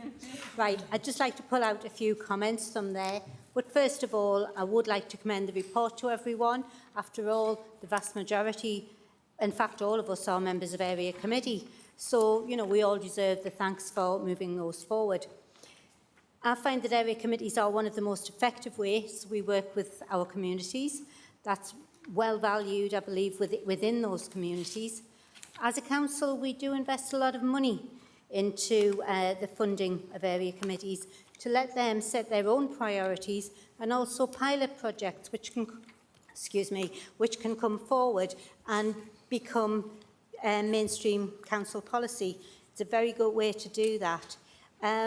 This is the last year, this coming in at the neighbourhood investment plans, and it's been really good to watch those come to fruition. Again, a lot of that was around Councillor Mann's gone, around play areas and the investment in putting those up to a better standard. The most frustrating bit is that, sadly, although we can keep doing that, it's really difficult when we do seem to have a hardened minority who are intent on destroying the fun for others. But we still need to keep going with that. I would like to thank the VCS, who do a wonderful job. If we didn't have them to deliver our priorities, we would really, really struggle. Another big shout out are to the volunteers in our communities who often go above and beyond in what they actually do for us as a city. We have a lady in Washington who litter picks every day. She does an absolute amazing job, has other people come out with her as well. When you go out with her, you are very much told what you'll do. Don't put that away. I need photographs. We need to do this. But she's absolutely amazing. And I'm sure within all of the 5 areas, there are many other stories which we could talk about like that. This is part of the consultation we use through our Let's Talk programme. Again, that brings us up a lot of suggestions and, well, not suggestions, a lot of responses, but also sometimes you have to review what those responses were. Initially, you might get a response. I'm thinking about the Public Space and Protection Order, and it was about banning dogs in parks, and I'm just looking at Sam over the road there and thinking that was absolutely brilliant at the time, but when you find it impacts on a small group who would very much welcome their dogs in their bowling area, we have to be sensible and look at how we can accommodate that. So yes, it's a good way of consulting, but we need to be flexible around what we get from the answers from there. When you look through, there's an awful lot of priorities served by area committees. We've got heritage, a lot of crisis support, mental health, youth activity, and a whole range of clean and green activities where we are funding members of the public, supported by officers to be able to manage to keep some of our areas clean. If I look at the VCS Alliance, which I do believe is a very strong way of operating the voluntary and community sector organisations, they will become independent, which I think is a good thing. That will allow them to bring in additional funding to the city, which they can't do if they're part of the council. But it's very much about their role in supporting our voluntary and community sector to be able to deliver on our behalf. And if you look at the amount of grants that go out to community chest, through community chest to our various groups, some of them for as little as £1,000, and what those groups do with that money is absolutely amazing. I do think I need a big thank you to the area chairs and the area vice chairs with leading their communities, their committees to deliver on behalf of our communities. Please have a read through. I do commend it to you, but after all, we're all part of it, and I do hope you take that time. So thank you very much. Thank you. Councillor Walker, do you wish to speak? I do. Thank you, Thank Madam you. Mayor. Yes, apologies if I replicate something that Linda has already said, but I would just like to take this opportunity to see how good this report is. Even with COVID around, the area committee have yet again achieved some excellent work. This is all down to the chairs and the members, of course, who are driving the priorities forward. The outstanding work the staff do behind the scenes as much as anything. They do a tremendous amount of work, the staff. And of course, the VCS, who have once again risen to the occasion and made it all possible. Madam Mayor, it gives me great pleasure to commend this report to Council. Thank you. Do any other members wish to speak on the report? Please raise your hand. Thank you. Madam Mayor, through you, Councillor Johnston previously indicated? Councillor Dixon. Councillor Awood. Councillor Dixon. Is that Councillor Blackburn? Is that everyone? Thank you. So, Madam Mayor, the speakers are Councillors Johnston, Awood, Dixon, Blackburn, and then Councillor Williams has the right of reply. Thank you. Councillor Johnston, thank you. Thank you, Madam Mayor. And with this being the first speech I'm making this municipal year, can I wish you the best of luck in achieving well for your charities. And firstly, actually, as well, can I thank Councillor Williams for her help with the bowling greens in Roker Park. It's much appreciated by myself, my ward colleagues, and the two bowling clubs who were there. Unfortunately, I am less positive about this report. I find it to be lacking in detail. A lot of the pages are just photographs and infographics, and whilst they might look very nice, they don't tell us a great deal. Perhaps next time out, the reports would be better if we use that space to actually scrutinise what we're doing in area committees, because if you read this as a member of the public, you would think we get everything right all the time and we've done everything perfectly, when actually, for a fact, we haven't. So I would ask Councillor Williams, do you think, so the public can know this year, that there's anything we could do better going forward? Thank you. Councillor Awood.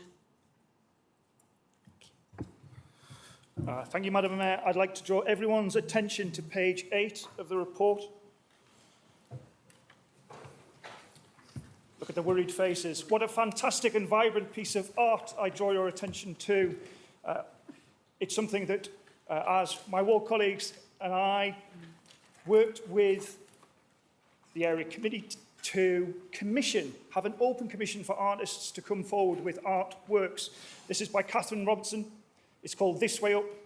What you see is a beautiful piece of art in a public space which is well enjoyed by the community, but it also had video content, it also had community engagement pieces.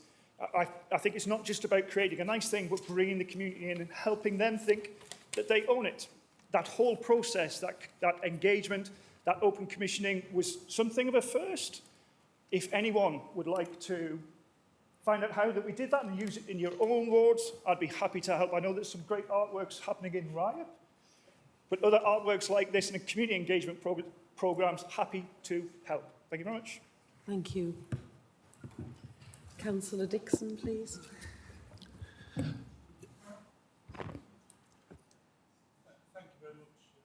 Thank you very much indeed, Madam Mayor, and good luck in the year ahead. Thank you.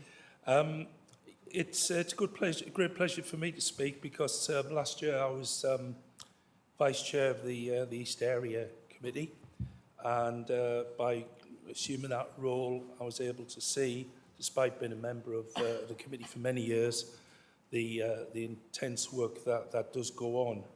And I would support everything that Councillor Williams has said about the contribution of volunteers, the VCS groups, and members, in fact. I'd like to just mention to new colleagues and perhaps remind older colleagues, that is, that Conservative councillors over the years have been very supportive of the area committees. First of all, in their geographical context within our city, which enables members to build up a working relationship with those from neighbouring wards. And Conservative councillors have always and will always play their full part in contributing towards the work that takes place in area committees year on year. The work we all carry out is very important to assist and support our communities, and we share its common goals. I'd just like to make two comments about the report as laid out. I mean, there's a lot of commendable information, the text, the statistics, the photographs, but I think there is one glaring omission, and that is the failure to mention the specific work of individual members of the committees. We've got 75 councillors, and yet apart from the report from our area chairs, there isn't any specific reference to the work that the various members of the committee carry out. And I think these reports could be supplemented by details from certain councillors, maybe 3 in each area committee, of some of the projects that they got involved with. And I think that would enhance the report. For us to be community champions, as envisaged by our former leader, Paul Watson, it is, in my opinion, that the annual report should place greater emphasis on the role of individual members to supplement the good information that's already given. As far as alluding to what Councillor Johnson said, when I've spoken to my Conservative colleagues before today's meeting, the issue which did vex them the most was that of procurement. Some members were very concerned as to whether it provides value for money to the area committee budgets, and there's a general feeling that we would like to know a lot more about it and how it actually works. And of course, not only do we want to know how the money is spent, but it's also the speed at which the money is spent. The money is available, it's on the table, the councillors have done their bit, the council officers have placed the orders, and then for issues in parks, for example, there's a total impasse. For councillors to fulfil their intended role as community champions, we need much better support than this. The system needs revisiting, and we need more support from senior people in this council, whether elected or otherwise, to enable us to fulfil our duties. This is not the time for me to mention whichever park we could refer to. We can do this at area meetings, but there are many councillors with similar issues. So to conclude, Madam Mayor, on behalf of my fellow Conservative councillors, I'd like to thank the officers who give us such excellent support in our work within the area committees, and certainly in the East area, where myself, Councillor Ali, Reid and Peter Wood are members. We are very, very fortunate to have such dedicated, professional and highly motivated officers. I'm sure that applies in other area committees on which we are members. Thank you, Madam Mayor. Thank you. Thank you, Councillor Dixon. Councillor Williams, do you wish to exercise your right of reply? Oh, I'm sorry, Councillor Blackburn. My apologies. I knew that was there as well.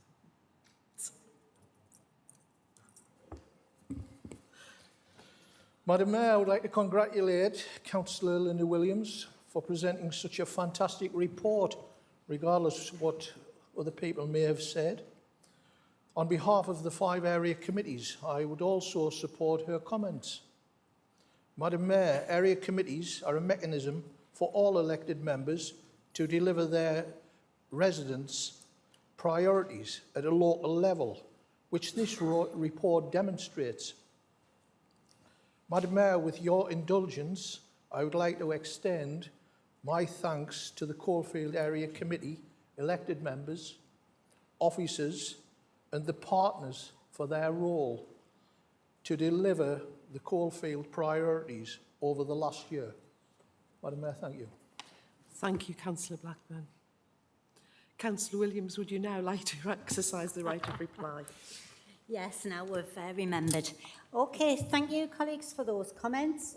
Councillor Johnson, yeah, I mean, at one time this report was all very wordy. We've moved from that towards this sort of snapshots and pictures and numbers. You know, potentially is this the time to look back and see if we do need more detail? I think that's probably a debate among officers and area chairs and ourselves. I don't know if people are aware, but the area chairs meet round about every 6 weeks with myself and officers to look at where there are issues and how we can get our way through it. So I do think that's probably worthy of a debate at that point. Councillor Wood, yes, I love arts. It's beautiful. I am going to find out where it is and come and have a little dance around on that. It's lovely. Would say other area committees have commissioned work? I know we did some in Washington, which was curated within Arts Centre Washington. I do think it's excellent that we do this sort of stuff, and yes, let's get out and do more of it. Did you work with Sunderland Culture on that one as well? Ah, see, caught you. Right, Councillor Dixon. Yeah, area committees aren't political. I do take your point about who do we mention. It is difficult because who do you mention for what? Area committees are a collective. I do appreciate what you're saying. You know, you have worked very effectively as a vice chair over the last year. And you're right, we are community champions and we are collective. So, yeah, I think we need to think about that one and how we do it, but we can't have everybody listed for what they do. So we need to find some way through that anyway. Procurement. We have had that debate at these area chairs meeting. It is quite clunky, can take a long time. And I think we do need some senior council officers at our meetings to enable we can get through this. Absolutely appreciating that we do have a very hard-working but very, what's the word? Sorry? Nitpicking. No, I'm not nitpicking. We do have some very hard-working officers who work within procurement, but they're absolutely run off their feet with work. There is a lot to do. We do need to look at how we are able to manage that more effectively so area committees can deliver what they want. I know I have something going on at the moment that I'm banging my head off a wall, but it's pretty much realising that the officer has such a lot to do. We need to look at how we do that. You're absolutely right in that aspect of it. Councillor Blackburn, I would like to say thank you very much for your supportive comments. You do recognise very much that area committees are very supportive and they are the vehicle for local delivery. I am wondering if this perhaps should go to scrutiny at some point about how area committees operate, and do we look at it, do scrutiny look at that to come back with some proposals that we could look at them at cabinet side. But thank you, colleagues, for your comments. Really welcome. Thank you. I'm going to you. Thank you, Councillor Williams. Can we receive and note the Area Committee's annual report? Thank you.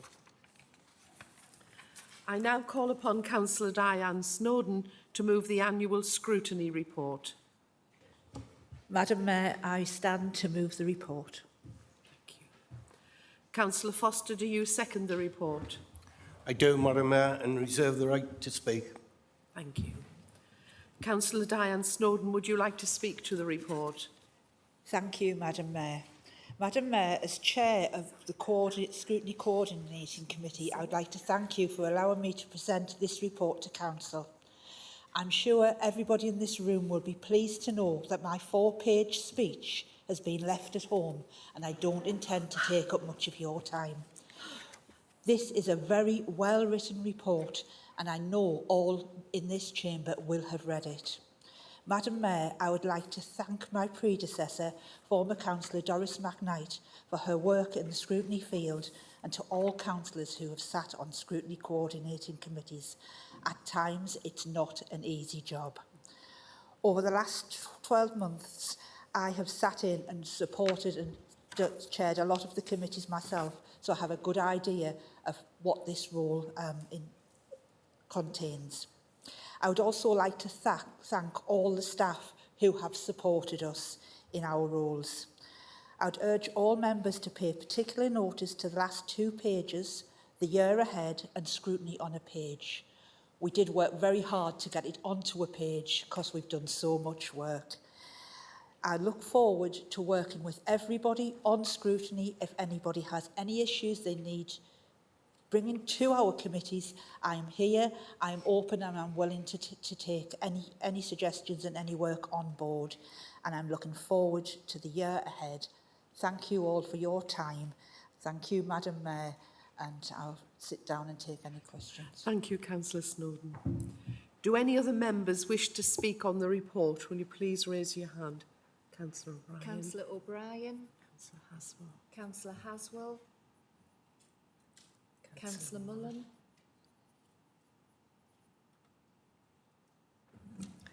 So, Madam Mayor, that's Councillors O'Brien, Haswell, Mullen, Councillor Foster if he wishes to speak, and Councillor Diane Snowden has the right of reply. Thank you very much. Councillor O'Brien. Thank you. Thank you, Madam Mayor. Hopefully I won't end up down some stair alley this afternoon. But I just wanted to say on behalf of myself and Niall, and actually on behalf of my colleagues Paul and Heather, that David and Diane have been fabulous chairs and have always been supportive. I myself has been to a few economic prosperity meetings, and David's always been very accommodating in my questions and my rants, and we all know how I like to rant. So on behalf of the Liberal Democrat group, we'd like to thank you, especially for being so cooperative and understanding. Thanks very much, Madam Mayor. Thank you. Councillor Haswell. Thanks, Madam Mayor. I just want to raise a couple of points specifically about the health scrutiny report.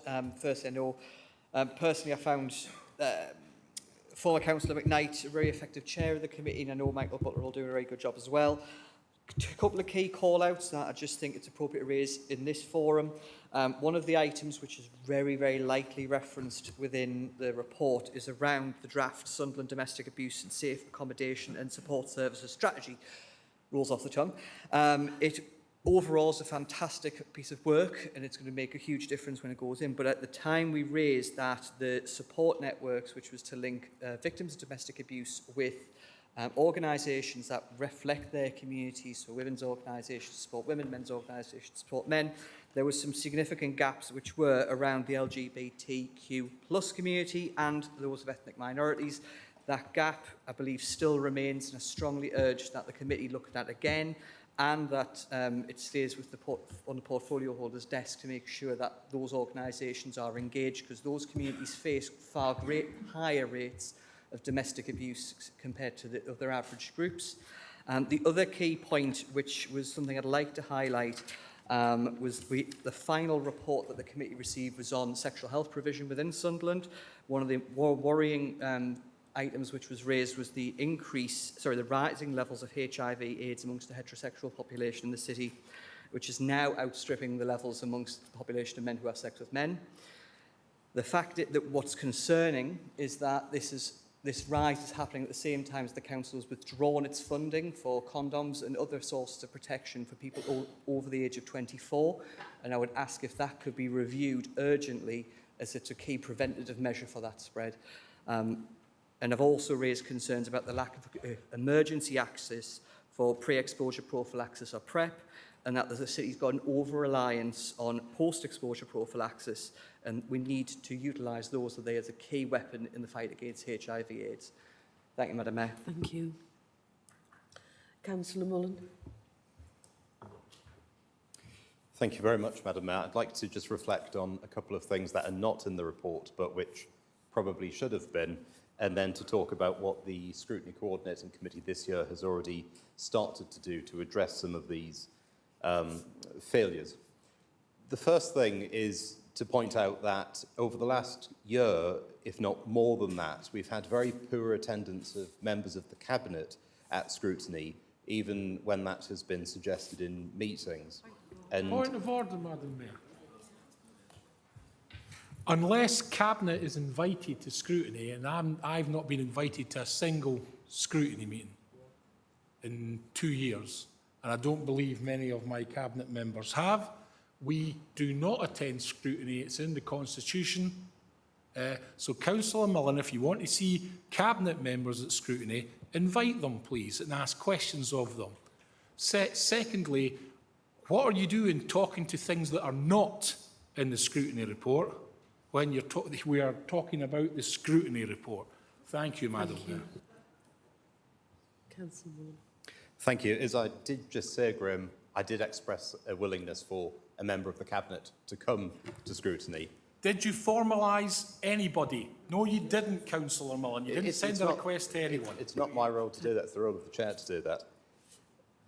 But this year in Scrutiny Coordinating Committee, we've already begun to talk about plans to rectify that and to invite members of the Cabinet, particularly in light of our scrutiny review. I think there's also an absence within this report of the Safer Sunderland partnership session that we held, and the fact that we did not have a representative of the police turn up which, as we've highlighted elsewhere and previously, indicates a poor relationship that this council has with the police and says something about the regard in which the council is held by Northumbria Police. Building on the review that we've had through, and it's worth reminding ourselves that we have already agreed in principle to work with whatever was in the review before we knew the outcome. Scrutiny Coordinating Committee has agreed to establish more task and finish groups to do some of the work that wasn't done previously. So, for example, we've already agreed one to look Madam Mayor, can I just clarify a point of order here? Councillor Mullen, you were talking about stuff, items which are in the scrutiny review, which are not mentioned in this report. It is something we will be working forward in the next coming months. So, sorry, can we stick to items which are actually documented in this review, please, in this report, please? Thank you. Councillor Munn, your response to that? Thank you very much. Well, the report here does talk about scrutiny in future, which is what I'm speaking to. And in scrutiny coordinating, we've agreed to establish in principle task and finish groups that will examine how the council disposes of land and land deals, and looking at the suitability of City Hall and current working arrangements within it. And later down the line, as Councillor Dixon alluded to under the last report, looking at matters of procurement. And finally, we come on to the chairs who are mentioned in this, if anybody wants to take issue with that. We have been told by the person who conducted the scrutiny review that there will be a second report issued about his views on who should chair scrutiny within the council. And within that, he will say that having opposition-led scrutiny demonstrates a less political and more pluralistic approach to scrutiny. And when we passed the original scrutiny review motion, all parties agreed that we would respect whatever outcome was offered in relation to that specific point. So we look forward to hearing what the leader's response will be when that second report is sent to council. Thank you. Thank you. Thank you, Councillor. Councillor Foster, do you wish to speak? I wasn't going to, Madam Mayor, but I've got a few things to say. First of all, Councillor Mullen, I get loads of things wrong and also don't take it to heart, you know. So. Madam Mayor, I've got to say, because my ex-ward colleague was the chair, Doris McKnight, and if I didn't see how fantastic she was, as she's now watching YouTube with her husband Keith, I hope Keith can hear this, you know, because he had difficulties with his hearing. He'll probably hear better than us, actually. But, Madam Chair, they've done a good job, and they've been left with a good chair in Diane, and all the chairs and all the scrutiny, and scrutiny works well in Sunderland as far as I can see, and some of the criticism is unjustified, I think. Thanks. Thank you, Councillor Foster. Councillor Diane Snowden, do you wish to exercise your right of reply? Thank you, Madam Mayor. Madam Mayor, first can I thank the Liberal Democrat group for their support and their kind words. This year, as I say, hasn't been easy. I've had to step in and do a lot of the meetings, and it's been a little bit of a learning curve for me. I would like to Councillor Haswell, the first meeting of the scrutiny committees has been working on our work programme setting. I do hope that those issues were raised with the Health Committee. I'm sure if they were, that the chair will fit them into the work programme so they can be dealt with. It's very important. Scrutinies, we've said again and again, scrutiny is member-led. If members don't put items on the table, they won't be discussed. So it's important that we take views from everywhere across this chamber. Councillor Mullen, I'm sorry if I got a little bit twitchy there, right? I know you are very passionate about what you do and about the role of scrutinising this council. We all are. We are currently going through a scrutiny review. The report that came back was favourable. There was nothing dire in the report that they needed to say. Everything was very, very positive. But we won't stand still with scrutiny in this council. We will move forward. We will look at how we can do things better and more openly and more transparent. That is why we commissioned the review in the first place, to make sure that we were doing it right and we were taking advice and guidance from professionals in the field to enable us to do it. I'm thinking about, as part of the review, you know that we are also looking at a new protocol which will work with Cabinet members as to how we invite them or involve them with our scrutiny moving forward. At the moment, and for the last few years, a Cabinet member would not attend unless they were formally invited. And I must say that the committees that have invited them have always had attendance of Cabinet members. So it does work, but we've agreed to look at a different way of doing it in the future and moving forward. I'm really looking forward to some good, active scrutiny within this council over the next coming year. And I know every member who's on a scrutiny committee will work with me to do that in a non-party political manner. Thank you, Madam Mayor. Thank you, Councillor.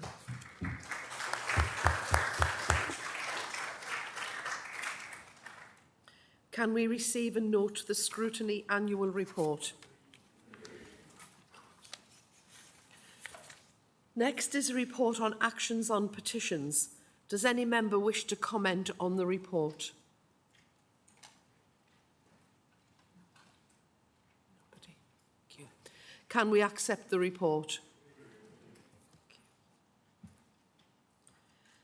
The next item tonight is reports, which includes a report of the Leader on special urgency decisions, a report with a supplementary on appointments to committees and outside bodies, and in respect of the Chief Finance Officer, Section 151 of the Local Government Act 1972.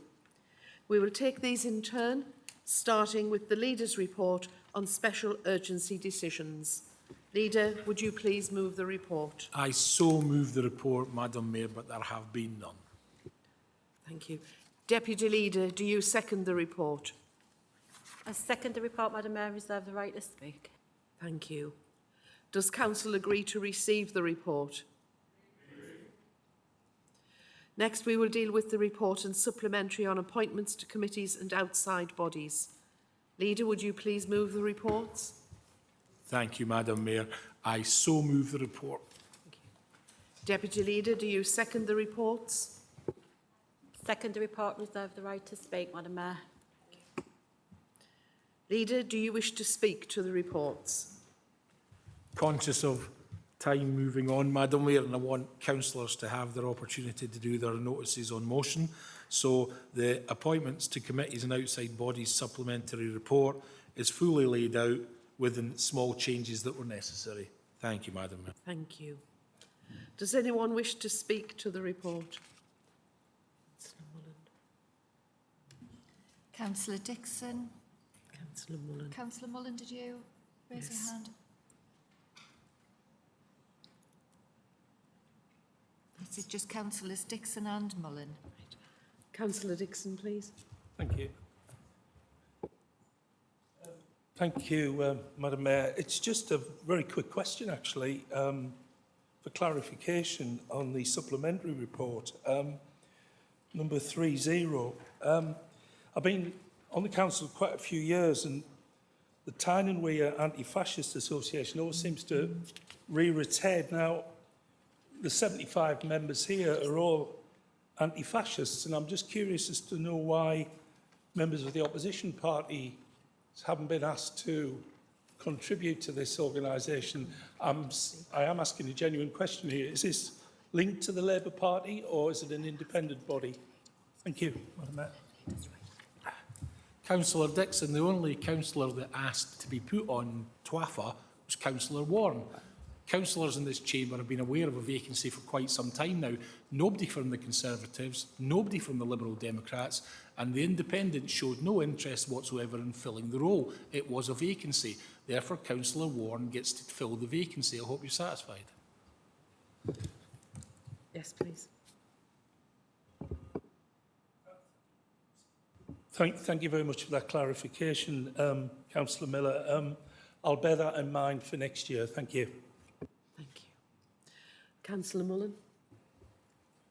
Thank you, Madam Mayor. I'd like to propose an amendment of the small a, that is to say not a formal one we'll vote on, but just to point out to the leader that I think grammatically the Deputy Leader's new title should be Deputy Leader and Clean, Green Portfolio Holder, because she isn't going to be the clean green portfolio holder. It is clean and green. Thank you, Councillor Mullen. I accept that grammatical assessment and support, Councillor Mullen. Officers, please take note. Thank you. Deputy Leader, would you like to exercise your right to speak? No, I think it's been covered. Okay, thank you very much. Is the report agreed? We will now deal with the report relating to the Chief Finance Officer. Leader, will you please move the report? Madam Mayor, I so move the report.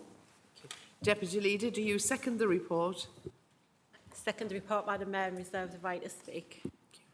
Leader, do you wish to speak to the report? No, Madam Mayor, I'm happy for it as laid out. Thank you. Does anyone else wish to speak? Haswell. Councillor Haswell. Thank you, Councillor Haswell. Thanks, Madam Mayor. Very, very quickly, my group would just like to place on record our thanks to John Ritchie for his time, support and effort he put into us going through budget preparations each year. It was a difficult piece of work. It was a pleasure to work with, and I wish him very best for the future. And we look forward to working with Paul in the interim. Thanks very much. Thank you. Is the report agreed?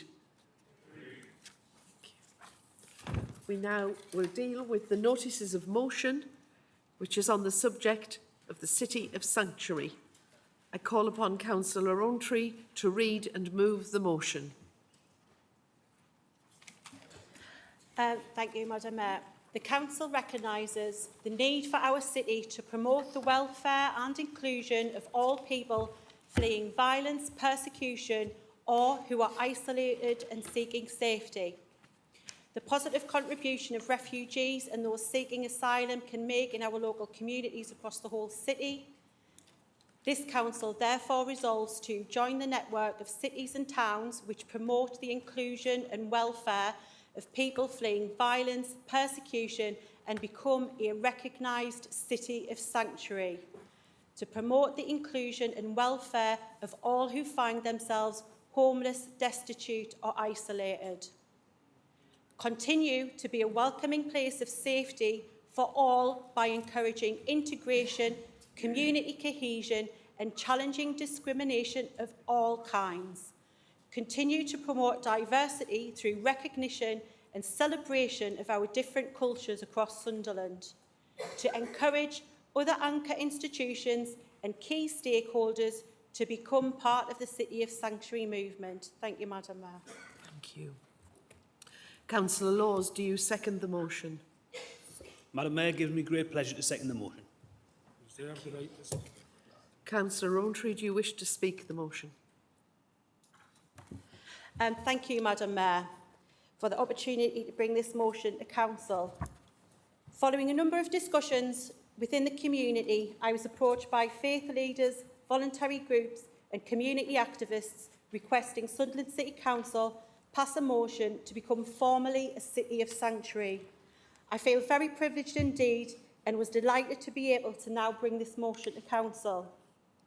As many of you will already be aware, the City of Sanctuary is a movement committed to building a culture of hospitality and welcome to refugees seeking sanctuary from war and persecution. Various councils have gone on to include within this anyone finding themselves destitute and isolated, which the motion presented today sets out to achieve. City of Sanctuary was founded by Inderjit Singh Bahal and Craig Bennett in Sheffield in 2005. After just 2 years with the support of the City Council and over 70 local community organisations, Sheffield became the UK's first ever City of Sanctuary. Since then, hundreds of councils, schools and universities have been awarded the sanctuary status, pledging to create a culture of solidarity, inclusivity and welcome for everyone.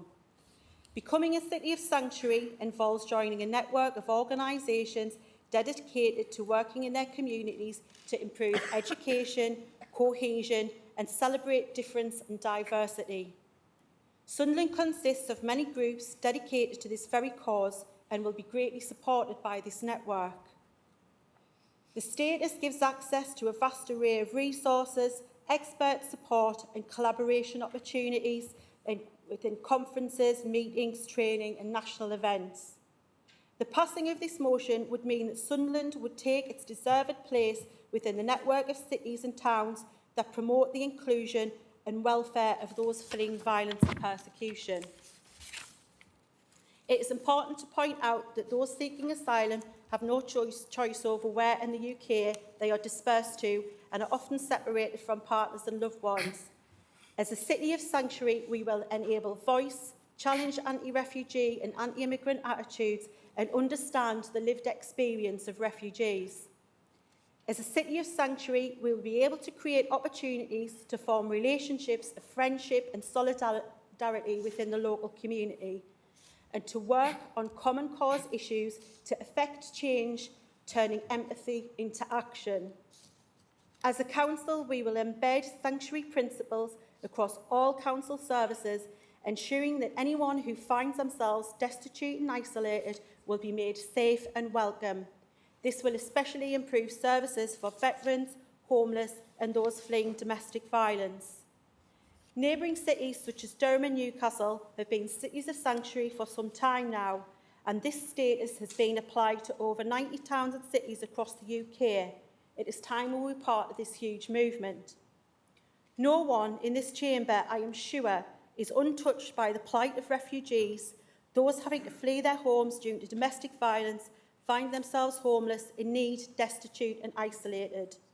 The reality is that none of us are beyond this happening to us. We must treat people with the respect and empathy that we would wish to see for ourselves.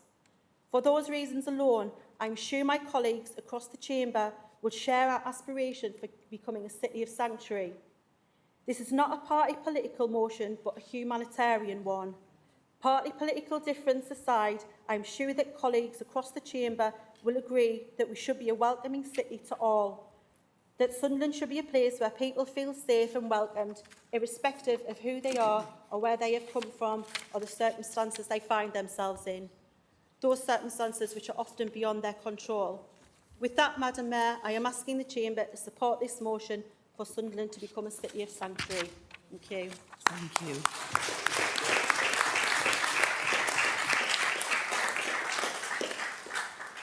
Councillor Laws, would you like to exercise your right to speak? Yes, Madam Mayor, thank you.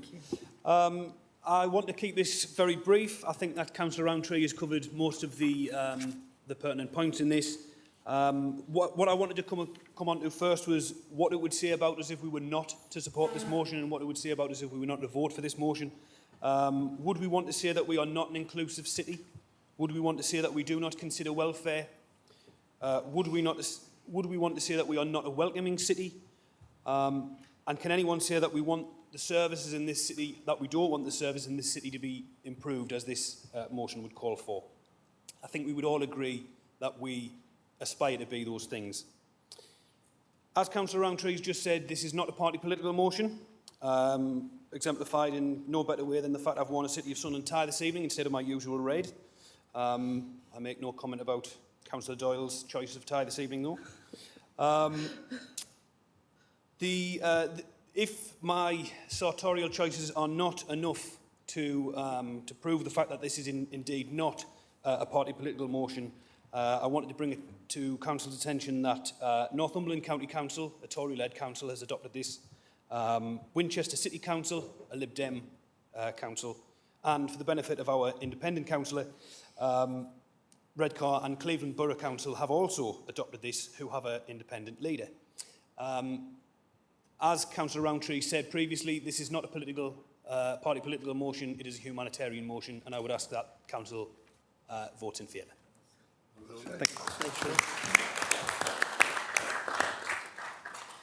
I understand that Councillor Mullen wishes to move an amendment. Would you read that for us, please? Thank you very much, Madam Mayor.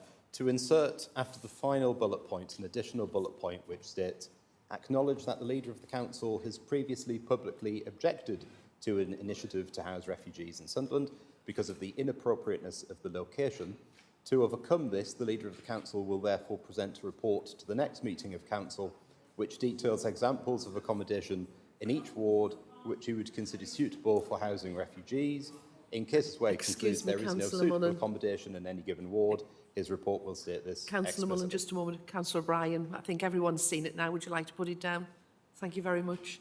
Thank you, Councillor Mullen. Would you like to carry on? Yes. Councillor Doyle, do you wish to second this amendment? Second the amendment and reserve the right to speak. Thank you. Thank you. Councillor Mullen, would you now like to speak on your amendment? Yes, thank you, Madam Mayor. Just very briefly, the Conservative Group will support this either way, but we are conscious that just a couple of months ago, a confidential email from within the Council about the Afghan settlement scheme in respect of the Comfort Inn ended up being leaked to a Facebook group in public, which led to that particular hotel, which had a deal with the Home Office being threatened with violence. And subsequently on his Facebook page, the leader said that he thought that that location was inappropriate for housing refugees. The chief executive of the council said similar. And so therefore, to put some meat on the bones of this, and as I said, we will support it regardless, we would like some clarity as to where is considered suitable by the leader, because we can't have a situation in which we say we're a city of sanctuary and the chief executive of the council and the leader of the council subsequently turn around and say, but not here, or but not there. It has to be the entire city if it is to be a city of sanctuary. So can we have some policy behind this where we spell out explicitly where exactly does he accept, where will he not campaign against?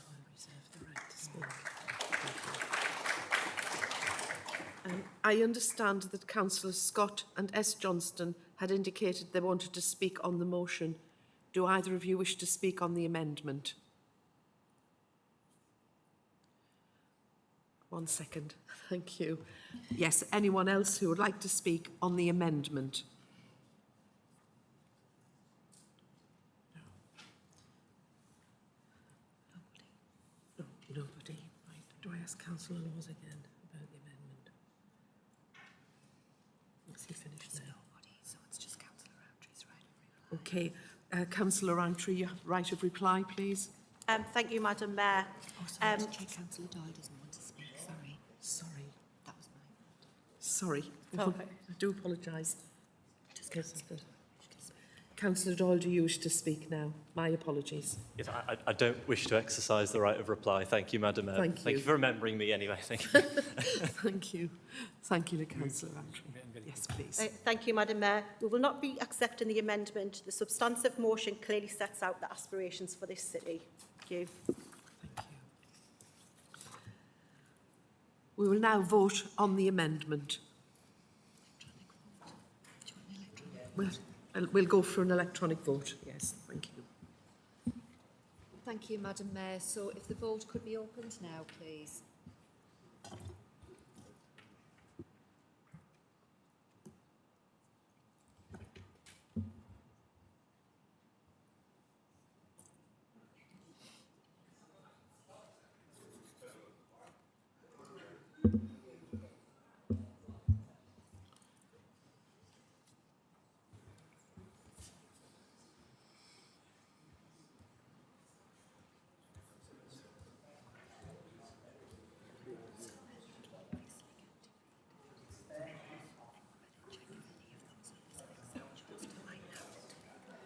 Yeah, I know Juliana does.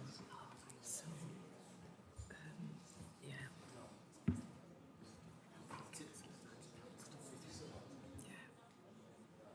And we are.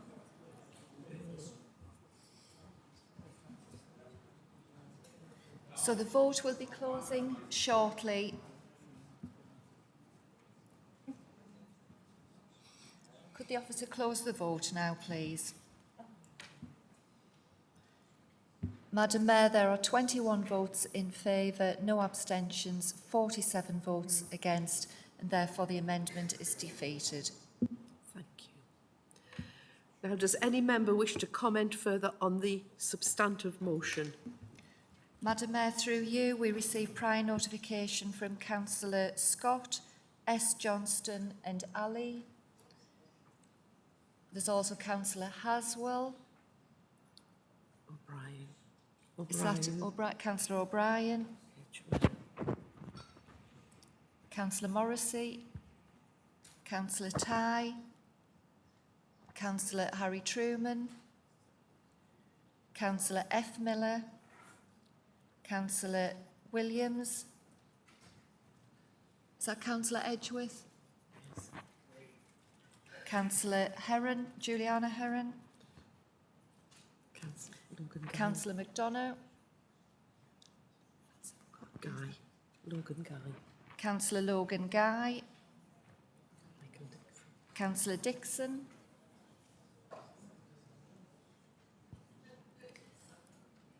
So, Madam Mayor, the list of speakers is Councillors Scott, S. Johnston, Ali, Haswell, O'Brien, Morrissey, Ty, H. Truman, F. Miller, Williams, Edgeworth, J. Heron, McDonough, Logan Guy and Dixon, and Councillor Rowntree has the right of reply. Thank you. Councillor Scott, please. Thank you very much, Madam Mayor. This week also marks Refugee Week, when the theme for this week is healing. And I think this is a really incredibly pertinent motion to bring before Council again on this week of all weeks. War is still a sad reality of the 21st century world. Homes decimated and communities torn apart.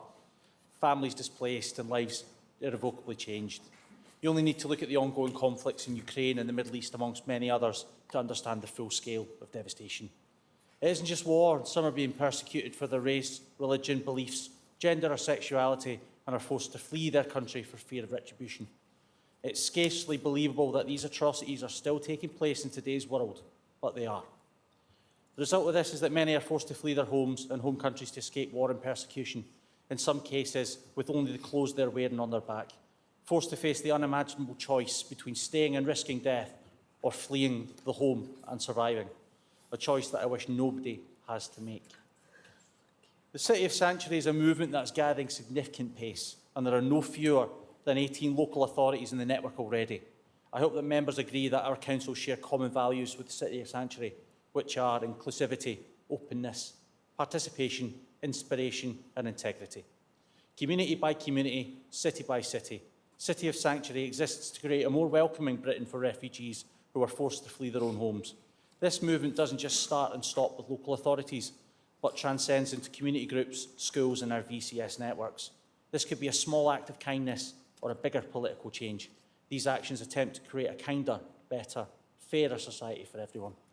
We have the opportunity to show our wonderful city as a true beacon of light for those who are currently in the darkness beyond our wildest imagination. We're presented with the opportunity to provide a safe and welcoming environment for refugees to begin their healing process. When all is said and done, and we strip back all the parts that make up the social and physical constructs of who we are as people, we'll all reach the very same origin. We're all human, and we should all be equal. We should all be able to live in full knowledge that we are safe. We should all be able to live without fear of immediate unlawful violence.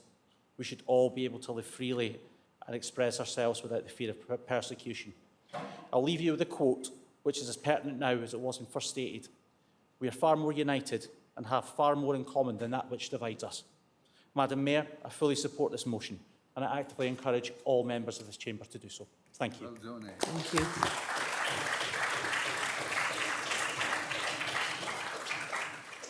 Councillor S. Johnson, please. Thank you, Madam Mayor. This is a motion which I feel serves an important purpose. It's only right from our position of relative prosperity that we promote the welfare and inclusion of all people fleeing violence, persecution, and other conditions that render their current country of residence unsafe.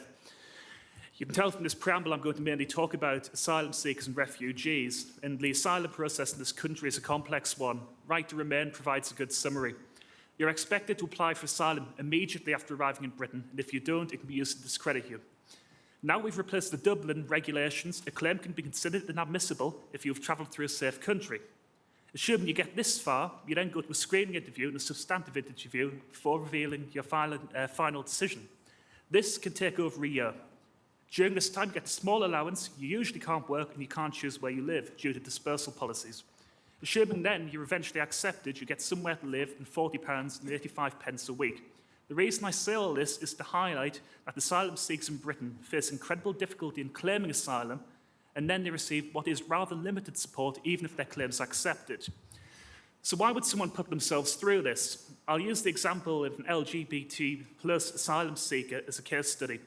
A 2011 report from the UN High Commissioner for Human Rights reveals a range of threats to LGBT plus people that may lead them to seek refuge in a safer country. They can be summarised into three themes: the threat of violence, discriminatory laws, and discriminatory societal practices.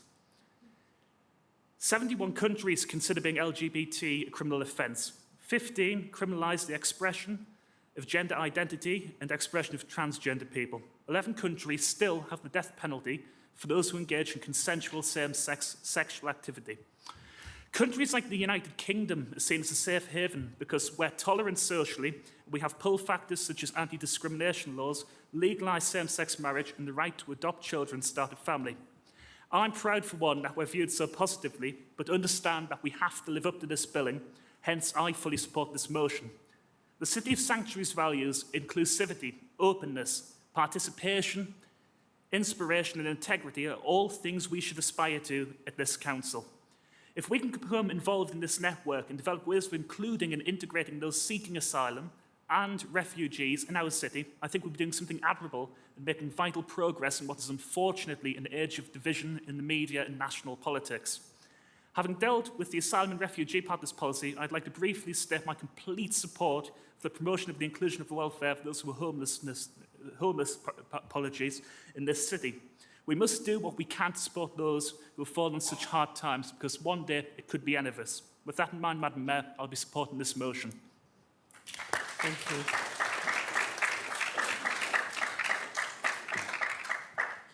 Councillor Ali. Thank you. Thank you, Madam Mayor. Madam Mayor, said that right, didn't I? Congratulations and all the best for the year ahead. Thank you. I'm sure you'll do a stellar job. Labour's City of Sanctuary motion is an admirable one, though I feel there is still a lot of work to do to get us there. As a member of the ICOS, that's the International Community Organisation of Sunderland, I've been disturbed to find that under our protection, Ukrainian refugees have either been not adequately supported or even placed in terrible and abusive circumstances that have left them homeless. The Labour motion states that Sunderland will continue to be a welcoming place of sanctuary, so I feel that it's essential that we have a good understanding of what some of these refugees are experiencing so that we can better live up to this motion.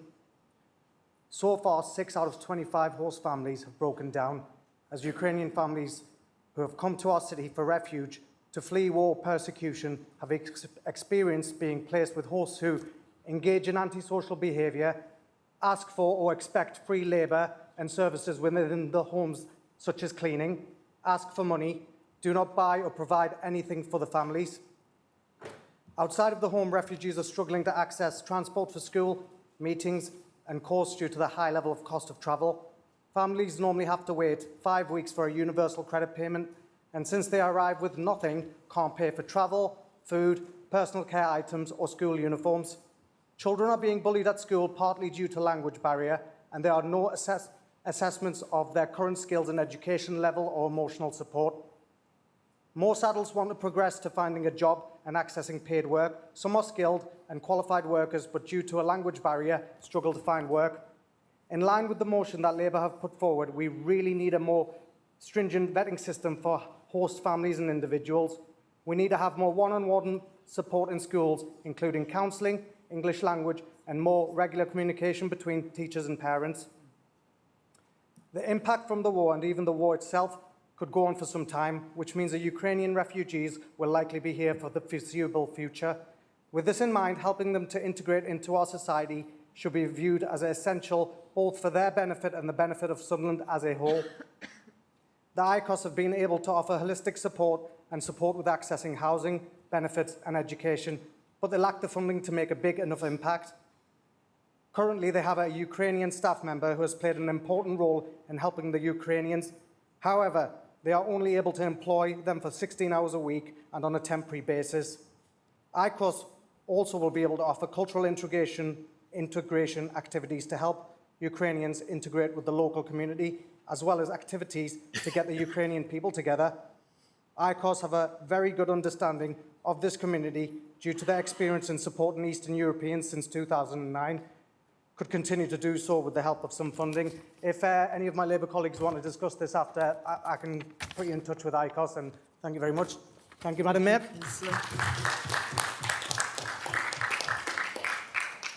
Councillor Haswell, please. Thank you. I'll be very quick, Madam Mayor. My colleagues, Kieran Morrissey and Stephen O'Brien, are actually going to do the proper talking on this motion, but it's just a clarification on the amendment. The Liberal Democrat group, as we didn't have many hours to ruminate and debate and have a good discussion about it, we did have a free vote, but we will be voting in favour of the substantive. Thank you. Thank you. Councillor O'Brien, please. Thank you, Madam Mayor. I've just listened to I wasn't going to attack the Tories on this, but I think it's important to say something here. I'm sorry, but it is important to say something. We're talking about a party who's sending refugees to Rwanda. What a disgusting, despicable act from a party who does not care a jot about the troubles and just troubles and suffering of these people going through that would be the failed life. asylum seekers. Yes, we are. And go on about asylum seekers. Do you know you've opened, and it's a good thing, you opened up an online service to asylum seekers through Ukrainian refugees. Everyone would say that's a good thing. However, why are you not opening up that same pathway to people who are coming from the Middle East, who are fleeing persecution, Africa, who is fleeing persecution? I'm sick and tired of hearing a government who do nothing about refugees and saying, oh, by the way, we're a welcoming country. We're not a welcoming country when we have a government who are demonising immigrants. I'm sorry, but I was going to attack the Labour Party on this, but I won't. For once, I completely agree with the Labour Party, and you won't hear me say that very often. But the Conservatives, despicable party who demonise refugees, immigrants and minorities for the benefit of political power, and they should be ashamed of it. Thank you for listening. Thank you, Councillor. Is that Morrissey? Councillor Morrissey, please. Can you hear me at the back, Mel? Thank you, Mayor of Sunderland. In the spirit of cross-party cooperation, I would like to say that this motion has my full support. I'd like to thank Claire Rowntree and Sean Laws for writing such an unequivocal motion and putting clear blue water between now and this council's previous utterly shameful attitude towards refugees. We've come a long way from headlines like this. And I must say, I'm a much bigger fan of the current Deputy Leader than I am of the previous one. Point of order, Madam Mayor. Go on. Thank you. Under Part 4, Section 1, Council Procedure Rules, Section 14.29, Personal Explanation. Councillor Morrissey is not the first member in the Council to wave around the headline from the Sunderland Echo, and as many councillors in the room might like, to which they could, we don't get to write headlines in the Sunderland Echo. That headline was written by the Echo, and it was a misleading headline by the Echo. We had a specific issue in the Roker Avenue area of this city that was being subjected to horrendous marches by the far right. This council had no control over the Home Office asylum policy where asylum seekers were housed. At the time when I was the Deputy of the Council and Chair of the Safer Sunderland Partnership, what we wanted to do and what the headline came out of a conversation was to limit the number of asylum seekers, not to stop asylum seekers to come to Sunderland, but we have a cap. The Home Office set a cap for all authorities across the country, and we have a cap. So we asked that no further asylum seekers would come to Sunderland, why we got down to London and met with the immigration minister at the time, which was the MP for Southampton, Caroline Noakes, because at the time we were worried that the clustering of asylum accommodation in the Roper Avenue area was putting asylum seekers at risk. It was putting them in harm's way. These houses were becoming targets for the far right. So at no point did this Labour group or this council, when I was a part of the leadership, want to limit asylum seekers coming to the city. What we wanted to do was make sure that the asylum seekers that were here were safe and that we could have a discussion with the government around how we can better implement what is actually a complete and utter disastrous asylum policy. It has been for years, it still is now. This motion has got nothing to do with the headline, and it's typical Liberal Democrats waving things around that have completely nothing for a cheap headline. And it seems to be I've been away for a year and they still haven't grown up. Thanks, Madam Mayor. Thank you. Thank you for the clarification. Would you like to carry on? I'd like to thank Michael for the very well-rehearsed answer there, but personally my view is that if you've got the far right attacking asylum seekers, you don't acquiesce to the far right, you take them to task on it. Thank you. I am though still, in support fully of this motion, and I am a little bit surprised by the comments that we've had from the Conservative benches on this motion, who seem to understand that the challenges that asylum seekers face in this country are absolutely numerous and that there are lots of artificial barriers to them being able to live happy and successful lives, but they seem to be completely unaware of the party that's put those barriers in place and is absolutely all well and good standing up and saying you disagree with what's going on. Well, why are you in the Conservative Party? What do you stand for, if not your own bloody party's policies? But I think the point is more serious, and that we should pay close attention to how the government treats asylum seekers and refugees, because it's exactly how they treat the rest of us if they could get away with it. And I think, as we've seen in the outpouring of support towards the Ukrainian refugees in the past couple of months, and even as we've seen this week with strikes, the best thing that we can do is offer solidarity to those that are in a worse place than us and those trying to better their lives. This motion does that, and I urge everybody to support it.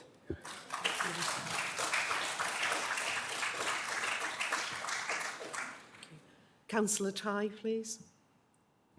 Thanks, Madam Mayor, and I'm going to try and fetch some calm back, if I can.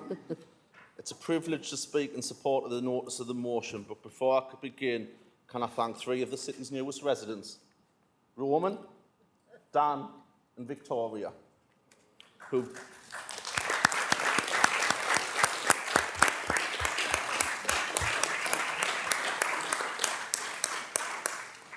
they've joined us today to view real democracy in action, and I think they've certainly seen that today. Roman and Dan, who were my guests under the Homes for Ukraine scheme, now live in our home in Silksworth. After they were forced to leave the war-torn Ukraine after the callous, brutal invasion by Putin, who still after 117 days continues to mislead the Russian people and tries to mislead the wider world. Roman, Dan and Victoria, who's another new Sunderland resident, welcome to Sunderland, and I hope you have the sanctuary you rightly deserve.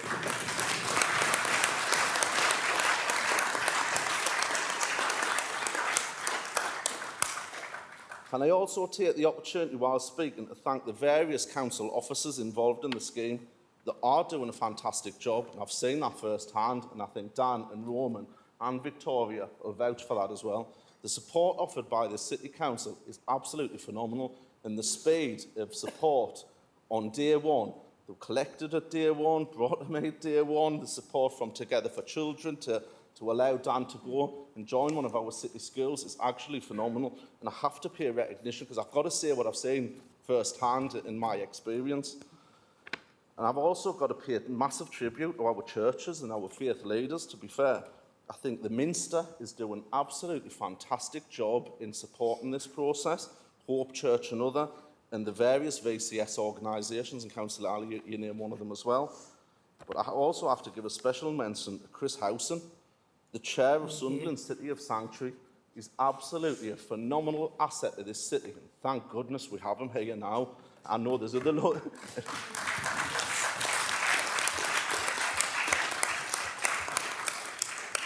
But to reiterate, you're all doing a fantastic job supporting our newest residents. Madam Mayor, over history, people have had to flee their homes for many, many reasons.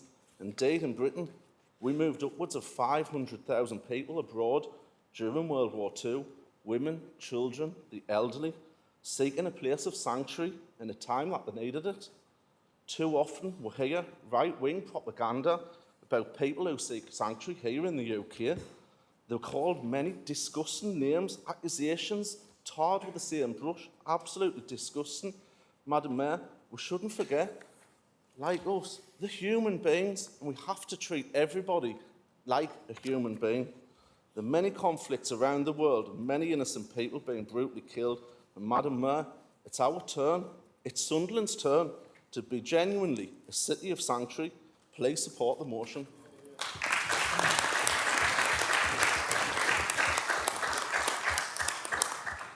Thank you. Councillor Harry Truman, please. Thank you, Madam Mayor. I fully understand Councillor O'Brien getting so wound up and angry. It is a very emotive subject. I'm going to try and stay away from that because my blood pressure will just shoot out the roof. So watch your blood pressure. The City of Sunderland and the residents in Sunderland have been a very welcoming people for many, many years. And I had the unfortunate job many years ago of having asylum seekers in my portfolio. And I welcomed, with officers, the first asylum seekers into Sunderland at a Christmas, snowing, in Park Lane when they arrived on a bus. I just want you to look at the first two lines of the bullet point on the notice of motion. And this is not, it doesn't particularly relate to refugees, but I can assure the people who were suffering domestic violence, who were fleeing hardship, who were being isolated. They could be in your street, they could be in Sunderland, they definitely are in Sunderland. They are being looked after by this council, who worked for many years with some fantastic partners. But this is about asylum seekers and refugees. The refugees, the asylum seekers as they were known then, that I welcomed into the city, impinges a little bit on what Councillor Morley said about housing. They were being housed in a part of Horton which had its problems. It really had its issues. And the members at that time were doing their utmost to get order back into an area called the racecourse. Remember that, Juliana? I was absolutely worried to death about what was going to happen down in that area when those asylum seekers went there. The reason they were going there was spare housing. They were being put in by the government into an area of housing that was only available in the city. Nobody else wanted to live there. That's the way it was being done. There was a lady working out of a shop in Dunkirk Avenue, I think it was, the main street. And she was working for the charity. Had a big bumblebee on the window. You might remember the bumblebee. She rang me up on a Tuesday that arrived on the weekend and she said, Harry, we've got an issue with the asylum seekers. I says, oh, straight away, what's the problem? Well, they've got vouchers. And these vouchers can only be cashed in a Crown post office. The office in Hortley Spring at that time was not a Crown office. Where was the nearest office? It was in Chesley Street. How do we get them there? Well, of course, we had to be very careful about the budget that had been allocated to the council by the government not to spend where we couldn't spend. The lady said, we'll sort it. The people of the racecourse estate used their own cars and ferried those people down to Chesley Street to cash their vouchers and to come back. They were absolutely magnificent. Just think about it for a moment when looking at this notice of motion, because I think this notice of motion is, in its entirety, is absolutely spot on. It tells the people of Sunderland, the good people of Sunderland, that we are behind them as a council. As a council, 75 of us. But just imagine, Sunderland is attacked by a lunatic and he's bombing the hell out of us and we have to leave, not just Sunderland, we've got to leave our country. You pack into a bag what you think are your prized possessions, and you leave the shores of England, knowing you may never, ever come back. And that's what the asylum seekers were saying to me. That is the biggest worry and the most tearful, worrying, awful thoughts that I've got. I've left mum, I've left dad, I've even left a dog, and I love my dog. So just think about it if you had to do that. Absolutely awful. But I've got to say, the people of Sunderland rallied round and still rally round the immigrants, whether they're from the Ukraine.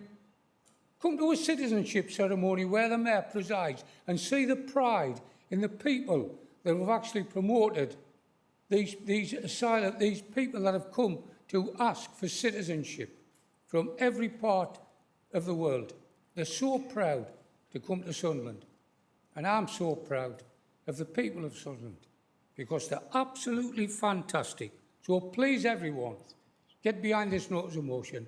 Yes, you do you do your differences and you put them up on the board. But I know the heart of all the members in this council are behind this notice of motion. So I support this, and thank you very much, everyone. Thank you.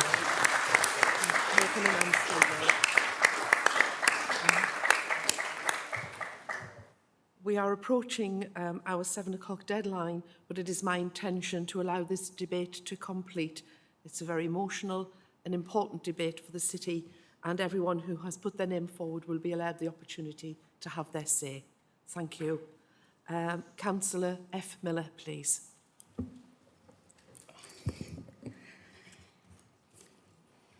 Sorry, thank you, Madam Mayor. Sorry, I'm a bit this afternoon. Hay fever. I don't know if people realise that there's actually a charity in the city that supports and opens up opportunities for people who are seeking asylum, safety from human trafficking and modern-day slavery.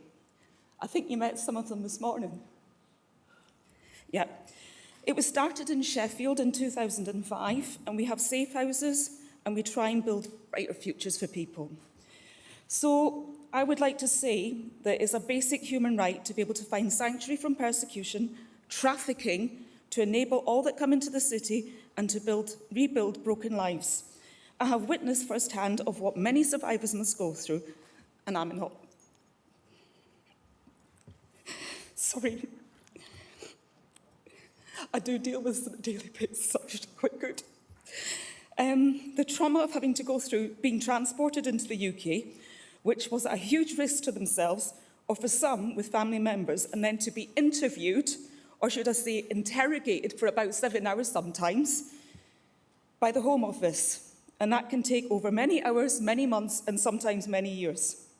They have to relive how they were tortured, the humiliation, the degradation, and in many cases, loss of all their assets to get here, to relive for many a living hell.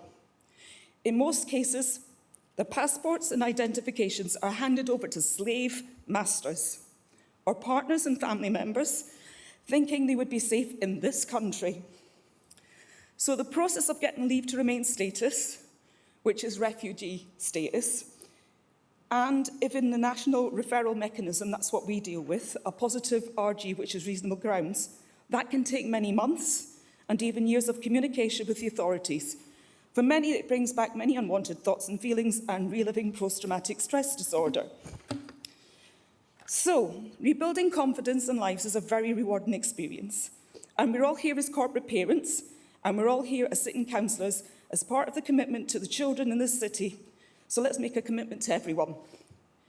It would be an honour for this city to be able to help and welcome everyone that needs us. I don't know if you've seen our manifesto, but leave no one behind.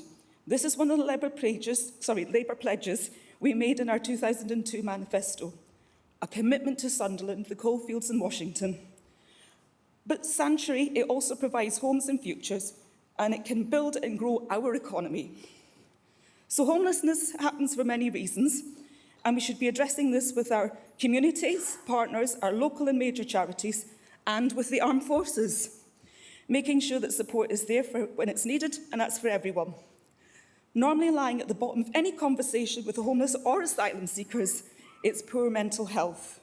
As a mark of respect to fellow human beings, we must be respecting those who are suffering post-traumatic stress disorder, sexual and physical abuse, and by welcoming this group of human beings, we should be given this with our open hearts. If anybody wants to talk about the charity I work for, and I know everything about NRM and I know everything about asylum seekers now, you're welcome to talk to me because it's a really important charity within the city. And yes, we do have refugees and asylum seekers now in the city. So therefore, Madam Mayor, we must be supporting this notice of motion. Thank you. Sorry.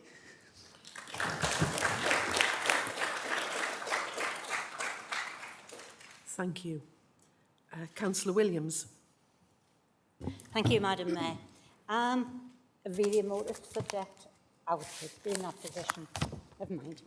6 weeks ago, a lady got in touch talking about how she'd sponsored a young lady and she was on her way over. There was concerns about, she had to get a certificate to make sure her boiler was all right and all these sort of things.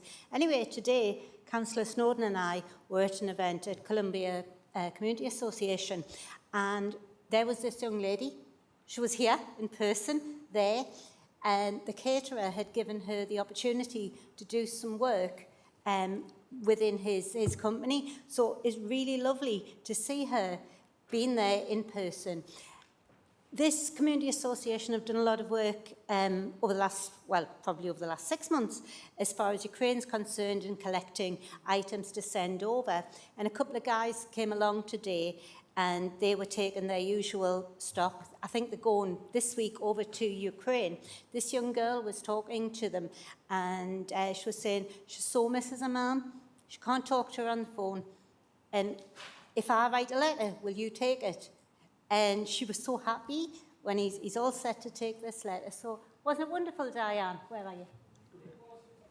It was absolutely gorgeous. And, that's a positive from there. This young lady's here. Let's hope she gets herself supported. ICOS was mentioned of support. Everybody was trying to say, can do this. Because the lady, when she got in touch with me, was, how am I going to know where she can go to groups, what she's going to be able to do?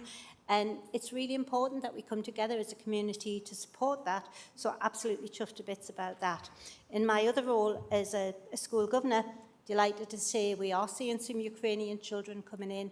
They are being supported, Councillor Ali. I'm really proud that they've come in, and I look forward to watching their progress as they go through school. So just a small positive from that side as we see these people come through. Thank you. Thank you.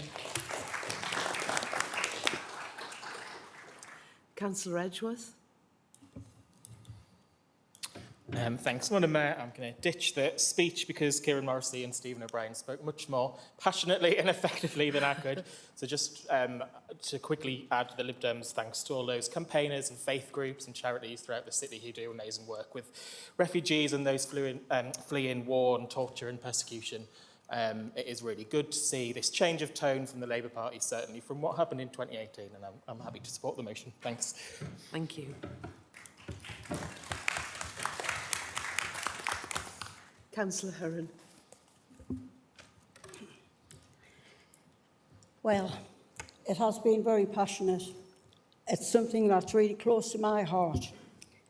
My father was a refugee. I'm proud to be a refugee's daughter. He came over after the Second World War, served in the British Army, was in the desert, was in Monte Cassino, was in the worst battles you could think of. He came to this country. He could not go back to his own country, Poland, because the government at the time is communist and he wasn't welcome back. I am proud, no matter what's happening in Poland now, is no questions asked. They're taking the families in, the Ukrainians. I'm in contact with my family in Poland. They were, I've got to say, very worried what was going on. My dad taught me everybody is the same, no matter what colour, what country they come from. He treats everybody as an equal. and he knew what he was saying. It wasn't easy. It wasn't easy. My mum used to say when he first came over, he had to report the police station every week to register. If he missed it, the police would at his door. And I'm talking about a man who fought for this country. Harry, you're right. That's something else I'm really proud of. At the time, I was a cocktail councillor. And Harry came to me and he says, we're going to put some refugees on the estate. I says, you have got to be kidding. It was rough. But I've got to say, I feel so proud of the people of Houghton, how they accepted residents from Chad, Rwanda, we might have heard that country lately, fleeing persecution. And the people of Houghton took them to the heart. But it wasn't just the community access point, it was Bernardo's, the churches, and the residents.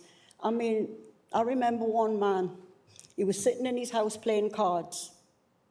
Houghton, to look at him, you would think, oh God, he had 3 nationalities, not one word of English apart from his, playing cards.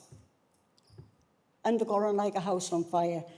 What he did say, if anybody comes for these people, we'll hide them. That's how passionate it was.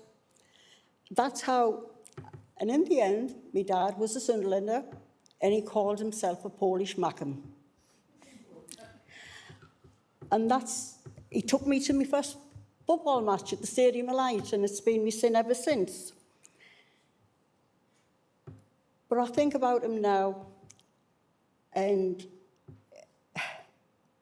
I just beam with pride for him, I do. But I want, this resolution is something I really feel passionate about.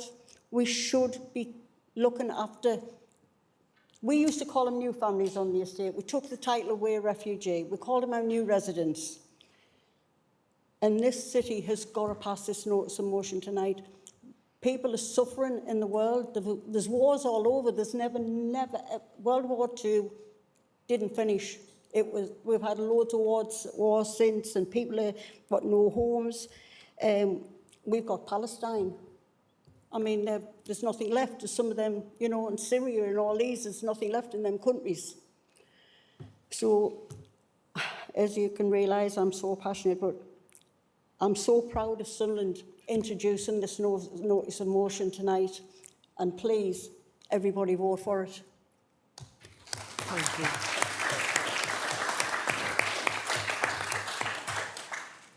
Councillor McDonough, did you please? Yes, thank you, Madam Mayor. I just want to say a few words about this motion, which I know that my group will be supporting, and fantastic that we will be. I am, however, slightly disappointed in this motion. It's yet another piece which offers no real plan or solution for refugees coming to our city. It's quite vague. We've had many of these motions from the Labour group over the last few years, motions which, whilst very noble, don't offer a real plan. As a city, we should, of course, be welcoming to those fleeing persecution and seeking a better life. Indeed, I believe that the vast majority of people in this city do just that. We are a welcoming, friendly, good city. But as a city, we need a real plan for refugees coming to our area, as arrangements at the moment seem to be chaotic at best. And I do feel that this is making things more difficult for both refugees and residents alike. We do have people with legitimate worries about the strain on services that additional refugees can bring, and this is something that needs addressing, as well as a greater understanding of the needs of refugees and assisting them. Please. I can shout louder than you, Stephen. Understanding the needs of the refugees and assisting them in their integration into our communities. We should be speaking about the practical issues that bringing refugees to the city present and how we deal with those to ensure that refugees have everything they need to live a good life within our communities. I have said before that we need to be a doing council, not a speaking council. In addition to this, and as one of the very few people I'm sure in this room who have actually visited a refugee camp, I do have some concerns with the attitude of certain people around how we accept and process refugees' applications, including a level of misunderstanding in how the system actually works. The government is trying, for example, to stop the boats which are coming across from France, and many suggest that this is an evil endeavour. This is not the case. Sadly, it is a necessity. Those in the boats are taking their lives in their hands and are being exploited by people traffickers and organised criminals who take the money of the most desperate people, stick them in an unsafe boat and hope for the best. They are modern-day slave boats which prey on the most vulnerable. As a country, we must stop this. And unfortunately, the best way to stop this is to cut off the route which is getting the people smugglers rich. You can shake your head as much as possible, but this is reality. Instead, we should be identifying refugees in the most need in refugee camps themselves. And this is something that the government has and is doing. That is the system in place in the Middle East, for example, as it is the best system. It focuses on those most at need and discourages people from making the dangerous and often fatal journey via the people traffickers. Last year, 96% of those who applied through this scheme were accepted from the Middle East alone. Over 22,000 people. That's got to be a good thing. This is the best, fairest, and above all, safest way to help the most vulnerable people. I'm very happy to support this motion. I think it's very positive. But can I please ask that we look more closely at how we as a council can support those who are coming to our city? A real plan, deeds, not words. Thank you.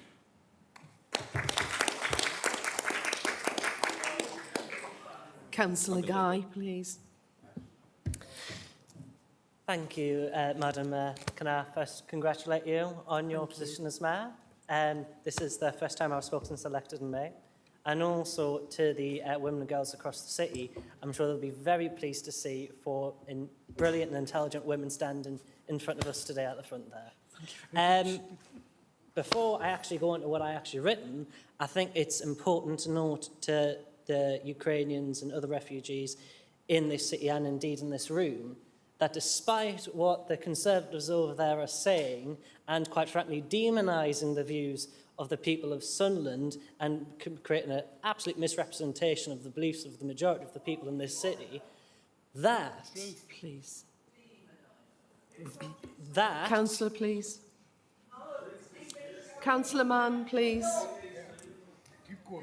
Thank you. Councillor Mann, please. Now I speak over the phone. Thank you. Please allow Councillor Guy to speak. Right. Thank you. And can I also thank the support right there, because I want to make it clear before I go on to say what I was originally going to say, that the stories and the things that you hear on this side of the room and some elements of that side of the room is actually the real voice of the people in this city. Yes. It's those that support anyone wanting to come into this country.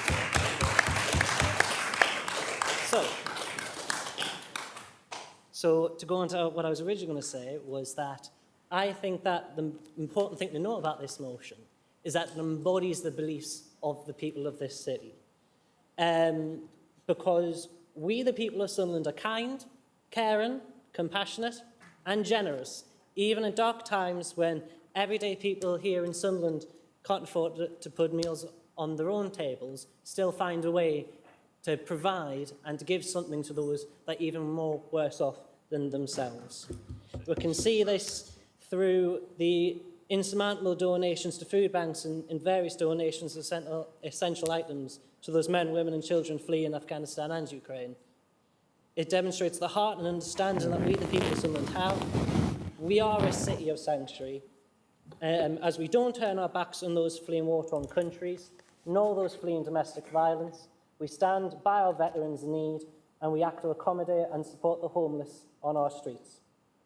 So when people decide, and I do believe that we will agree this motion, but those, particularly on the other side of the room, that are in doubt on the true premise of this notice of motion, keep in mind that the people of Sunderland back those in need and always will.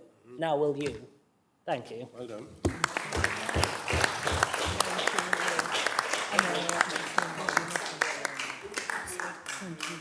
Councillor Dixon, please. Thank you. I've never actually met the gentleman who's just spoken, but I'm rather sort of offended by being told I'm demonising anybody, so not happy with that. I'm going to kind of extend what Councillor Truman said, going back a bit in relation to Sunderland as a city, and there was a comparison to the racecourse estate which he mentioned in Hendon, when after the Balkan War, I wasn't a councillor at the time, but I was involved with the Conservative Party, a lot of males were actually placed in some large terraced houses, which Michael Mody will know all about, in Toward Road. Now, we were talking in those days about the, and these are real demons, Councillor, the BNP were around in those days, and Conservatives and Labour councillors and candidates and activists worked hard to try and consign them to the dustbin, which we managed to do.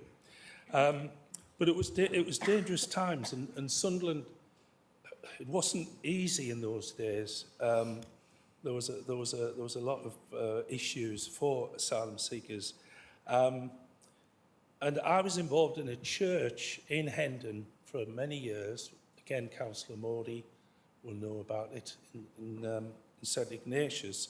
And we used to welcome a lot of asylum seekers in those days, sort of either side of 2000. One was an Iranian who, quite frankly, couldn't wait to get out of Sunderland. Him and his wife, they were frightened. And we had a Nigerian lady with 2 children, one of whom was baptised at the church. Blessing and Precious, from memory, were the names. And they were deported. I can't remember whether it was Christmas Eve or New Year's Eve. And just so Councillor O'Brien could calm down, the Prime Minister of the country was Tony Blair. So before we start getting righteous about asylum seekers, just remember that every party has struggled with this issue. But let's jump ahead to Sunderland now. Let's jump ahead to Sunderland where we are now. I think we're in a much, much better place as a city.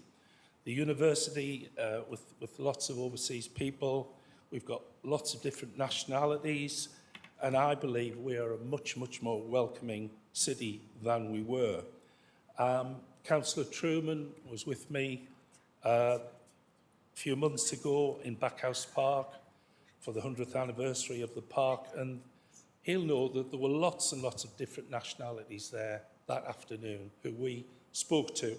And just recently, and this is kind of trivial, but it's not, there was a chap from Winlayton came to give a talk on bird watching in Backhouse Park, and there were 12 different nationalities actually following him around, with fortunately one translator, because obviously there was a lot of African people there as well.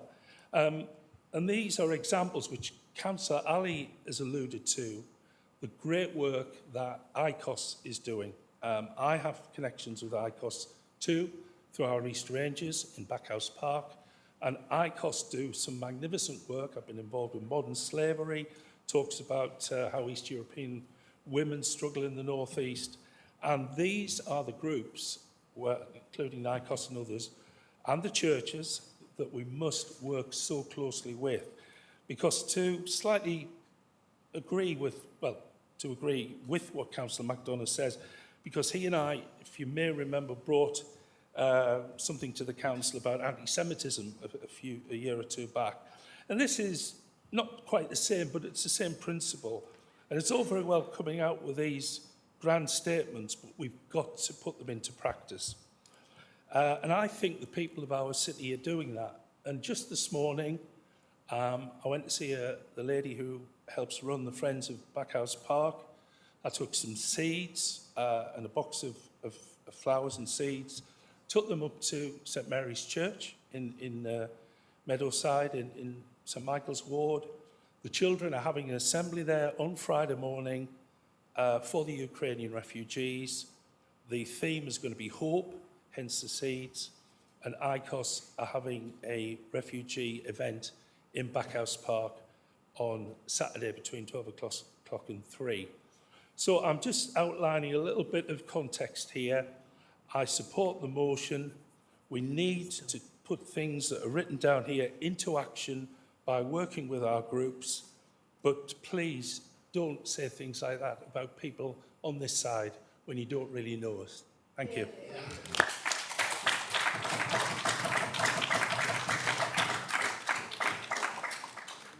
Thank you. Councillor Roundtree, would you like Point to... of order, Madam Mayor. Sorry? Under Rule of Procedure 14.25, can I move the question now be put? All we have...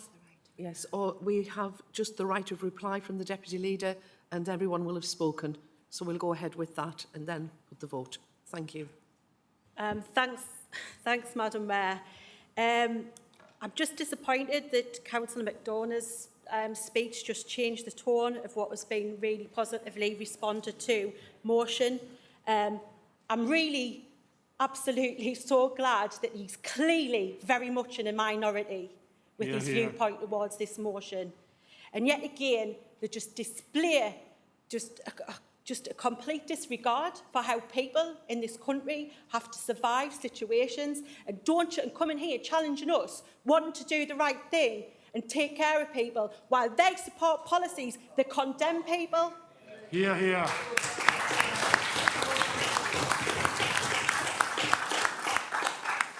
But I'll not sully the motion any further than to give more credence to his remarks. But I would say, Councillor McDonough, you really need to go back and reflect on some of the views you've expressed. Point of clarification, if I may, Madam Mayor. I did say I'd support the motion. I do support the motion. Yeah, but I'm referring to some of the views expressed in his remarks, No, Madam Mayor. I was simply outlining the policy. No, I was it's no simply right. outlining government Point of order, policy. Madam Mayor. He doesn't have a right to reply. Yes, please. Thank you. Please. I've got the floor. Thank you, Madam Mayor. Well, anyway, I'll go back to the points that I was going to make, and I want to thank every councillor in this chamber for the contribution. It's wonderful to hear councillors speaking with such passion on this motion, and that there are indeed principal issues on which we can all come together on. It is quite overwhelming, to be honest, to hear this level of support for this motion, and I think my colleague Councillor Scott is reminding us that we have much more in common than that which divides us, and this collective effort can only make great things for our amazing city. Thank you, Madam Mayor. Thank you.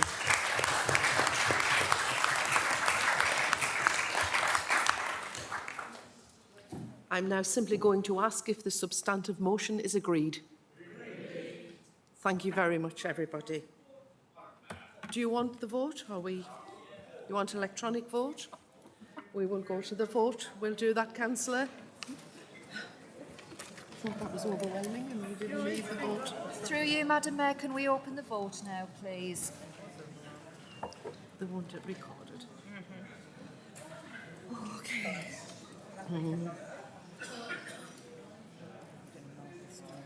Thank you very much. Sorry.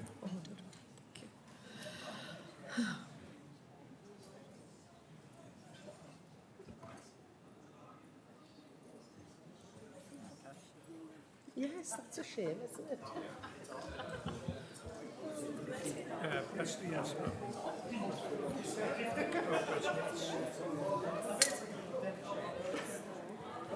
I'm not bringing this bottle anymore. I'm hitting everything with it.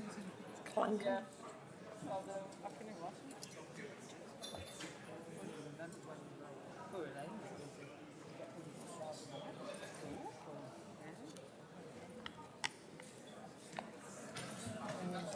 Members, the vote will be closing shortly.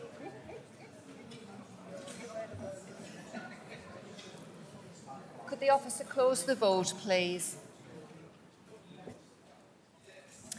62 votes in favour, no abstentions, no votes against, and so the motion is carried. Thank you, everyone.